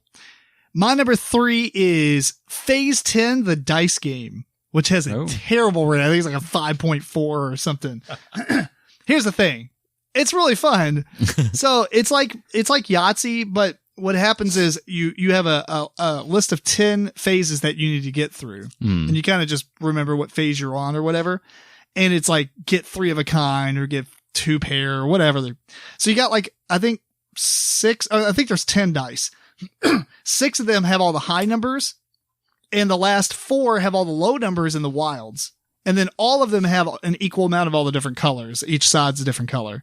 And so you roll Yahtzee roll. You roll 3 times, keep what you want in between each roll, and you're trying to get equal or exceed whatever the phase is. Yeah. And if you pass it, you're done. You're past the dice, and the first person to finish the 10th phase wins. It is definitely similar in idea of what phase 10 the card game is, but that one's crap. But like this is actually decently fun, but everybody gives it crap, I think mostly because of its name. Really? Oh. Yeah, I actually kind of enjoy the dice game. Like there's 10 phases and it's called Phase 10, the dice game, but it's not Phase 10. Like Phase 10 is like you're drawing cards and it's just almost like a luck fest of what you get. And I'm pretty sure you can screw each other over in that game. I don't remember. And this one, it's like solitaire. It's guilt by association. Yeah, exactly. This one's just a solitaire race because it's, on my turn, I roll, nothing you can do. Okay, I'm on the next phase. Your turn. All right, you're 1 phase behind, whatever. So, yeah, I like it quite a bit. So, for those that like Phase 10, there is a card game called Shanghai that you might want to try. It has a lot of the same principles where you're going over many phases, but you're doing it at the same time. There's people that like Phase 10. No, I guess I'm sure there's some. They're probably the same group that likes Skipbo. No. Yes. There are people that like that one. That's fair. All right. My number 3 is Moby Dick or the card game, which is already funny because Moby Dick, the book is Moby Dick or the whale. And so they did Moby Dick or the card game. And this is a Kickstarter as well. Such a dumb name. I love it. Yeah, it's great. And you could tell that these people, they know this novel inside and out, and they put so much care into this game, and they did such a wonderful job with all the art. It's all like lithographs or something. I don't know. It's just, it's amazing. Yeah. The art of this game.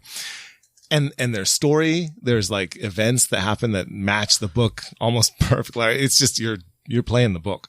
But the problem is the game as a game, there's just not enough oil in the economy of going out and trying to hunt these whales. And so you just can't get enough oil to get the things that you need. And you're supposed to be buying these sailors with the oil, and you're just frustrated the entire game. And then eventually somebody is going to have the most, and that person gets to go up against Moby Dick, the white whale, and everyone else doesn't. Oh, wow. So, but the person who goes up against them, they're going to go fight the white whale, and they are going to die. Like, there's just nothing you can do. You're not going to beat them. They're just, the whole game, you haven't gotten enough stuff. There's no way you're powerful enough to take him on. And so he's going to beat you. And it's just so frustrating that people hate this game. But the fact is, like, it's so true to the book. Like, if you go up against the white whale, you are doomed. That's the whole point. So it's fantastic. It's thematic to a fault. Yes. It is the most thematic game that I have just about, and I love it. Nice. Huh. Cool. That's interesting. That sounds funny. All right. Next game for me is called Snorta. It's a game where you are getting these animal types, and you're going around the table and you give them a sound. Like what? Like meow or hiss or whatever for a cat. You make that sound. I was expecting more. I was expecting more from you, Eric. Hang on. Not to derail you. Yeah. I have a kids CD in my car. Mm-hmm. It's by this group called the Cedarmont Kids, and they sing, and there's a song where it repeats animal noises. Oh, and they say like one of the animals, I think it's like not a pig or something, but it's one of the normal farm animals, says Chimichuck, Chimichuck. And ever since I heard that, like next time I play Snorta, I'm using it. Chimichuck. Yeah. And the snake says hissy, hissy. Like this song, every time I hear it, I'm like, oh my God, this is like, unfortunately good ideas for Snorta. Right. What does the fox say? So you can give it, maybe things that are off the norm sounds, but that is actually the fun of it. And people have to remember the exact sound that you gave your animal. You put that behind a barn or within a barn so no one else can see it. And everybody gets a stack of cards, and you're flipping out cards until you have a match with somebody else. Once you have a match with somebody else, you try to make the sound of their animal that's hidden in their barn, not of the animal that you have matched. So, you can match with pigs, but they have a cat in there. Which is kind of like the Stroop effect. Again. Right. Yeah. So, it's always, when we bust it out, there's some grumbles. But as we're playing the game, it's always fun, and we have a lot of laughs. So, yeah. That's what's number 2. It's so ridiculous that it's fun. I don't know. It's so ridiculous. I end up buying it. It's weird, but I think it might suffer from the children's game effect on Board Game Geek, where it's just sort of given a bad score because it's silly. It's a kid's game. It's for kids. Yeah. Disappointed in the second edition. Mm-hmm. But wait, of Snorta? Yeah. Snorta came out with the second edition. Yeah. All cards, no, actual 3D. Oh, that 3D is miniatures. Well, need or barns, I guess. a 3D printer. Solve that problem. That's true, Eric. Yeah. Shelf. My number 2 is Food Fight by Cryptozoic. This is a game that everyone really hates. I actually enjoy it quite a bit, although I have to pull a George here and say I do house rule some things. Have you played it? I have not. Well, I'd probably hate it. well, not with the house rules. So there's a drafting phase in which you draft all these different cards. And then there's these battlefields that you're fighting at, and they're got a bunch of punny names or whatever. And in the original rules, you end up with, your 5 guys that you drafted, and you get to assign them to the different battlefields. Or actually, you might have 10 or something. I think you have 10. You assign them to different battlefields in piles, and you put tokens on them to show that which fight they're going to take place in, like lunch, dinner, or breakfast, lunch, or dinner. The problem is in the original rules, once you reveal, when you reveal what fight they're going at, you shuffle your cards. And so you can't put them in any kind of strategic order where you're thinking maybe people are going to put their strongest first and second, because it's ended up being a trick taking game where everybody at that battle flips over their top card and whoever has the highest strength wins. And so if you don't get to choose that, then it ends up becoming just a random thing. Like we shuffle and maybe my 10 goes against your 1, stuff like that. So it's really irritating. If you house rule it to where you can set the cards the way you want, it's a much better game. But for some reason, no one likes it. So I enjoy it. Okay. I would try it. Absolutely. Yeah. Friday. No. Right. Okay. We have a plan. I think it's 6 players though. That would work out for this Friday. Hey, all right. Yeah. So my number 2 is a game that is rated at 5.5 on the Geek average. Sadly, I think. Yeah. This is a game that is a roll and write. Oh, really? Not a roll and write. Wow, that's so common now that it just came right out. A roll and move. It's a roll and move. Oh, gotcha. Right? Which people don't like. But this one is the best of them. It's called Castle of Magic. And it is from 1991. No. So, old school. And you roll and you move these old school pawns around this board that is the plainest looking like squares around a square that you can imagine. And there's 3 levels to it. You're not making this sound good. No. All right, go ahead. No. And you have these cards that are handed out that are like, I mean, they're made out of construction paper or something, right? I mean, this is just the chintziest game you've ever seen, but you get a faction. So they are, just let me get this right. There's a monster that's lurking within Castle Bondi. And the rulers of 3 neighboring countries have journeyed to the castle to vanquish the monster, but were themselves devoured. So they've lost their 3 items of power, which are a crown, an amulet, and a scepter. So you and your companions, all the players in the game, are going there to regain those items and cast a spell that will either banish the monster forever or make it a slave to yourself. You also come from one of the 3 countries, either Maris, Kita, or Sorrel. And as you play the game, you're trying to recover those items, right? And you're trying to find out what the combination of these 3 things is to cast the ritual spell. Whatever you decide they are, there's a book that's either going to be open or shut. There's a candle that's going to be either lit or blown out. And there's a bell that's either going to be ringing or silent. And you just decide to put 3 of those things together. Well, you're supposed to be figuring it out, Right. like what the outcome will be. But as you do this, when you cast the spell, there's 8 possible outcomes of those 3 things, right? Mm-hmm. And they will determine whether it becomes your slave or whether it gets banished forever. And you have, according to all of those factors, where you're from, who you're allied with, what, kind of a wizard you are, whatever, you want one of those things to happen. And you get points based on which of those things happen. And you get more points if you get it perfectly the way you want, or you get less points if you get something else. And so you can kind of work together because you figure out, well, this wizard kind of wants the candle to be lit. And I want the candle to be lit. But he wants the book to be closed and I want it to be open. But maybe it'd be okay if it was open. It wouldn't, you form these crazy alliances. And at the end of the game, something happens. And you find out if you get eaten by the monster or you banish it or it becomes your slave or whatever. And it's hilarious. It's amazing. Does no one like it or something? Or? I don't think people know about it or they don't have the patience to roll and move around the 3 levels of board to get to the monster. The roll and move immediately makes it. I forgot about that. Yeah. It immediately destroys it. But it's such a good game. Like if you just, if you really get into the theme of it and take your time with it, like accept that it's going to be a long game, it's amazing. And you can house rule it to make it a little faster too. So Right. Fair enough. Castle Magic, guilty pleasure. I like it. Other people don't. Fair enough. Any honorable mentions, Eric? I just got the one. It's called God Dice. So this is a game that Tim usually doesn't like to play. I got him to play it a couple times. It's broke. It is broke a little bit. I guess you could take the paladin and win. That gives you the hero or easier win. It is the paladin, isn't it? Yeah. Yeah. He has it's like Yahtzee, but each character has different combinations, and he just happens to have all the ones you roll.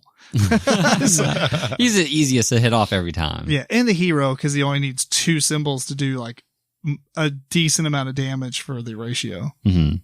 So, but I didn't mind it. I own it. So You've kept it. I bought it at some point. Yeah. Well, speaking of that, Eric, my one honorable mention I did add in here is Thebes. But that's only because you all don't like it. Right. It's Except a tremendous George game. likes it, so it's amazing. We're going to play it again. Absolutely. If you like sand, pulling out a bag. I do like sand. Bags of sand. It's definitely like you go around and try to build yourself up so you can pull a lot more from the bag, and then some people benefit more than others. Right.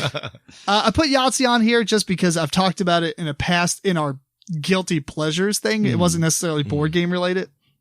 But the actual one that I had on here is Splash, because I hate spoons, but I like Splash, but I still hate spoons. So I'm conflicted if it's a guilty pleasure or if I just like to grab squeaky dolphins. I don't know. It's like, wait. I know what spoons is. I don't know what Splash is. it's spoons to a T. But there's no spoons. There's squeaky dolphins that go. So when you grab them, you squeak them in triumph. Yeah, you taunt everyone else that you have one and no one else has. Wow. Right. Okay. I hate spoons. The Splash is like, But the squeaking. It's the squeaking. It's the squeaking because it's irritating because it's like you play spoons. Once somebody gets a like 4 of a kind, they grab a spoon. They grab a dolphin and everybody else grabs them. So as soon as they grab it, it's like squeak, squeak, squeak, squeak, squeak, squeak. It's like, and everybody's squeaking. Yeah. Actually, I found these at Goodwill back, it's been a couple years. I actually don't know what I did for my copy. Really? I got Tim a That's copy. hilarious. Yeah, I sleeved mine. Yeah. So You need to. It needs, So really- it needs to be laminated. Right. you just go to the dog store with the pet store, right? And just get any set of squeaky toys That's probably true. You could get and then play spoons Otters. with those. Yeah. I can't remember, Oh, but, but isn't there wilds in the game too? I believe there is wilds, and it's kind of like it's been It a helps while speed since the I've- game up, I think. Right, I'm play pretty sure you spoons. can. It's like just a dolphin card, and you can put it with a 3 of a kind or whatever. Mhm. Right. So you And- get some and- stickers and you put them on some of your playing cards. Yeah. Yeah, that's true. And it's pretty fast, so easier. You just pass. You pass. I think there's one person that gets to set the speed. They're like, pass. Yeah. Oh, that's funny. true because everybody's passing at the same time. Right. Unlike normal spoons where it's like, if I just burn through and you're going slow, everybody else Yeah. suffers. This one, you can only pass when the start player is passing as well. So everybody Okay. has to pass at the same speed. That's amazing. That's Yeah. a great rule. It is a great rule. And I don't think you're allowed to fluctuate. Yeah. Like if you start slow, you have to continue being slow. Okay. That's Yeah. too bad. I mean, maybe it doesn't say that. But. Yeah, it's been a while. I thought they got to set the speed like the whole time. Usually it was fast. Like pass. It kind of reminds me of Going, pass. Going, Gone, where it's like you could count fast or slow. Did you ever Yeah, play that's that? so good. Yeah. Mhm. Like 10, 9, 8, 7, 6, 5, 4, 3, 2, 1. Closed. Any Yeah, honorable that is the mentions best for part you? of that game. Absolutely. Yeah, it was really fun. That's great. Okay, so my honorable mention I've mentioned before, which is Pie Town. And Pie Town is a game that came out by Renegade. Yeah, And had been meaning to try it out. Yeah, well. it Or has, maybe not. it has great components. hmm Gorgeous game. The gameplay is not there. And in fact, the designer of the game, you can look on BGG, he's posted on there and said, basically, sorry, everybody, about this game. Like he admits all the problems that are there. And I have like a couple pages of house rules to fix the game. Oh, wow. And with the house rules, I do enjoy it, but I basically rewrote the rules to the game. Oh, yeah. And so it's an honorable mention because, yeah, it's not exactly the same game, is it? But, Right. but yeah, It's fixable good. it's a fixable good. Yeah. And the components are fantastic. All right. So number 1, Eric, what you got? Number 1 for me is it's a party game. I actually don't know the rating. It's pretty low, I think. It's called Cro-Magnon. So it's kind of like a Cranium type of game where you're playing different tasks that you have to do. I got talk like a Cro-Magnon. Already turning into a code right in front of us. Right. But one is like drawn with charcoal. One is doing something with this clay.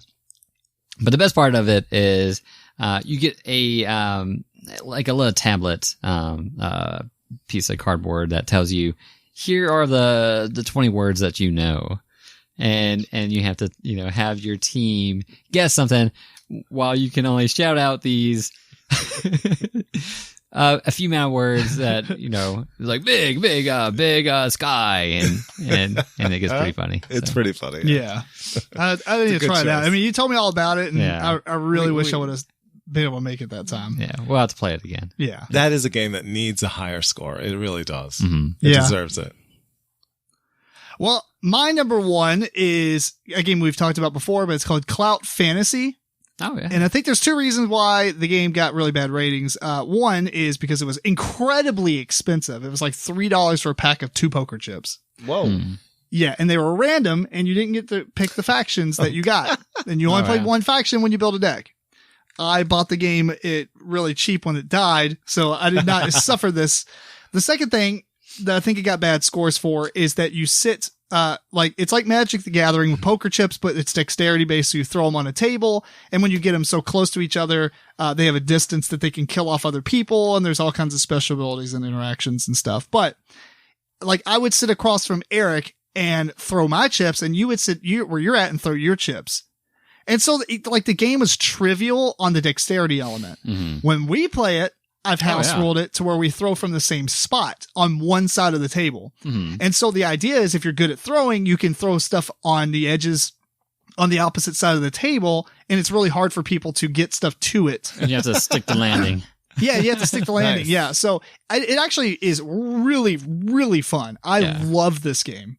Oh, that sounds And like a good it one. just- And it's been Yeah. like 5 years since we played it. It has been, yeah, It's been a long we time. played it so much, though. I mean, Yeah. I probably played it 45 times, I would say. I mean, we played it.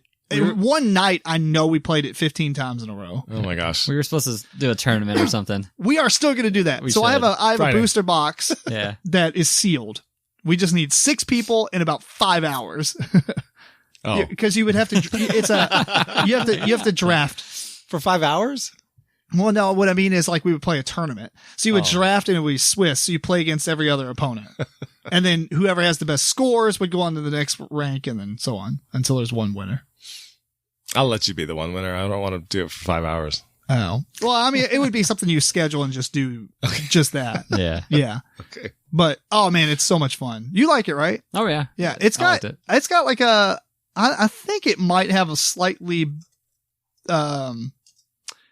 bigger score than the other games I've been talking about. 5.58. No. Oh, wow. Really? That's not bigger. Yeah. Yeah. Like, No, that's, then that is probably, you know, like you said, it's probably rated from how the rules are presented and how you're actually supposed to play it. But how we've played it in the past, it wouldn't be anywhere near a 5.5. yeah, no, I agree. Although I will say that, like these are all the different little chips and stuff. I will say that sitting across from each other does trivialize the, dexterity element. I don't like that. Yeah. And being that close to the table. Yeah, because what do you do? Like, Drop your base. Yeah, right Drop here. it. Then the other person has to throw across, and they're just dropping their stuff, and then you have to Right. throw across. There's no dynamic there. It's always the same. Right. So Yeah. I like the idea of standing on the same spot, like a Yeah. throwing point, like darts. Yeah. On the short end of a long table. Yeah. Yeah. We did it Or- on the one we did side it, of like, a on ping a- pong table. Or Card ping pong table. or a card table, but you're not standing right next to it. You're standing a couple feet back. That's cool. Yeah. Yeah. To where when you throw, your arm doesn't cross the plane of the table. Yeah. Yeah. Right. Yeah. Cool. Anyway, Clout Fantasy is my number one. And I don't typically like any type of games where you're throwing stuff on the table, but this one, Freaking amazing. is pretty good. So, okay, my number one. You guys, you know that I love games with theme Mm-hmm. a lot. I didn't know this. Yeah. And house rules, apparently. And house rules. Cooperative. So this is Ed Carter, yeah. So this is one. Also, I'm noticing a pattern. This is another Kickstarter, as was Pytown. So this Kickstarter, You're welcome, Kickstarter. yeah, this one sort of killed itself with too much theme. Oh, What? Okay. Yeah, this was a game called Serpent. Moby Dick didn't do that? No. Or the card game? Moby Dick pulled it off. Like it totally pulled it off. Okay. Right. This one, it's so much theme that the game is practically obscured and I don't even want to play it the way that they want it to be played. Gotcha. This is called Serpent's Tongue. And I was attracted to this game because I'm a linguist and the game, honest to God, they created their own language for the game. Oh, wow. Interesting. That is the level of depth that they went to.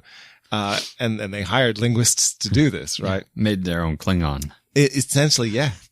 And so the lore and the backstory and everything is that deep, but the game itself, what they want you to do, it's a game where you play wizards in the modern world and you've awakened your power as a ancient wizard, right? Mm-hmm.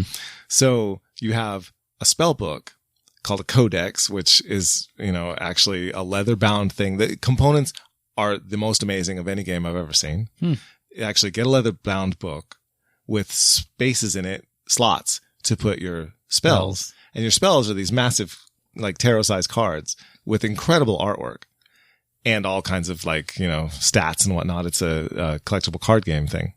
So you put them in your spell book in their slots.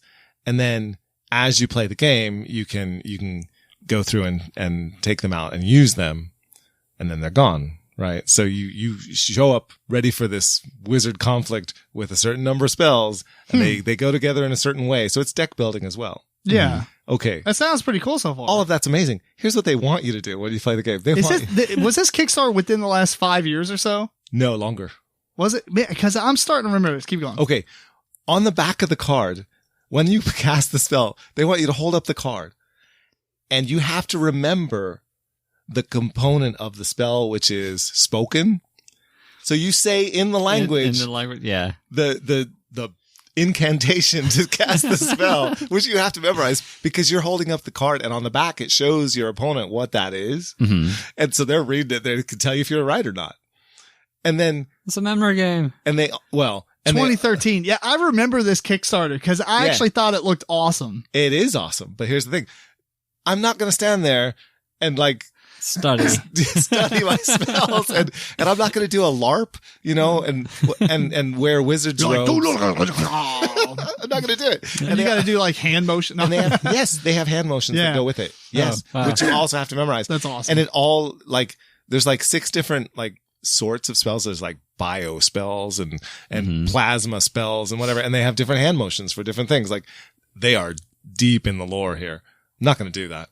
But the game itself actually is really pretty good. If you just ignore all that stuff and just play the game as a game, it works as a game and it's fun. And the problem with it, it's just hated, because they never completed their Kickstarter. Oh, no. They came out with a bunch of stuff, but they promised the moon and like they shot for the moon and they came up with all this extra stuff, but then they never actually delivered a campaign. It was supposed to be a campaign game where you could take a group of friends and it was like a D&D style thing where you go and you have a module that you go through and then you have encounters and then you're doing this magic stuff and you're supporting each other and casting spells. It was going to be amazing. Mm-hmm. They never came up with that aspect of it. The role playing sort of aspect of this kind of LARP it's the geekiest game. I feel so guilty. Even talking about it, right? Much less playing it, but it could have been like the best game ever. And they really did try, but they really fell short. Huh. And I have like the game that you were talking about where it came out and then it went super cheap because it just died. Same thing. I have so many of these cards and so many of these spell books. Like we absolutely could play it. I've got tons of cards. We could put together just anything you want. But the only thing we could do with it basically is fight each other because there's no actual story there. Right. And it's so sad. Like, number one sort of disappointing guilty pleasure. I wonder what happened with it. Maybe they ran out of funding, or they ran out of funding. Okay. Absolutely. They really, really overshot. And the components that they did come up with are great. The cards and the artwork and maybe everything. they priced them. They killed themselves on the cost of everything. Yeah. The artwork itself is just incredible. And they really, really went to town, but unfortunately they couldn't sustain it. Right. Yeah. Well, cool. That was a fun list. Yeah. I'm excited to play some of these games. Yeah. It's funny because you talk about these games and when you're focused in on a specific game, when you're describing one or Eric's describing one, it's like, this sounds really fun. It's like, why is this a guilty pleasure? Let's play this. So like Fruit Ninja. Yeah. I think I really like that game. Yeah. I didn't mind it. Yeah. All right. Anything else? Are we done? Nope. That's it for I me. guess we're done. Let's go play Tanto Core. at midnight.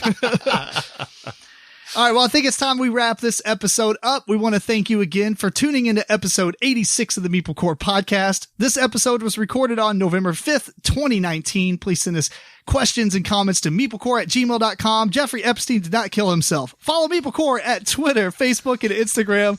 And check out the video versions of the show on YouTube at youtube.com/MeepleCore. Until next time, this is Tim Jennette, the Metal Meeple. Eric Ledford. George Breden. Keep on rocking and rolling dice.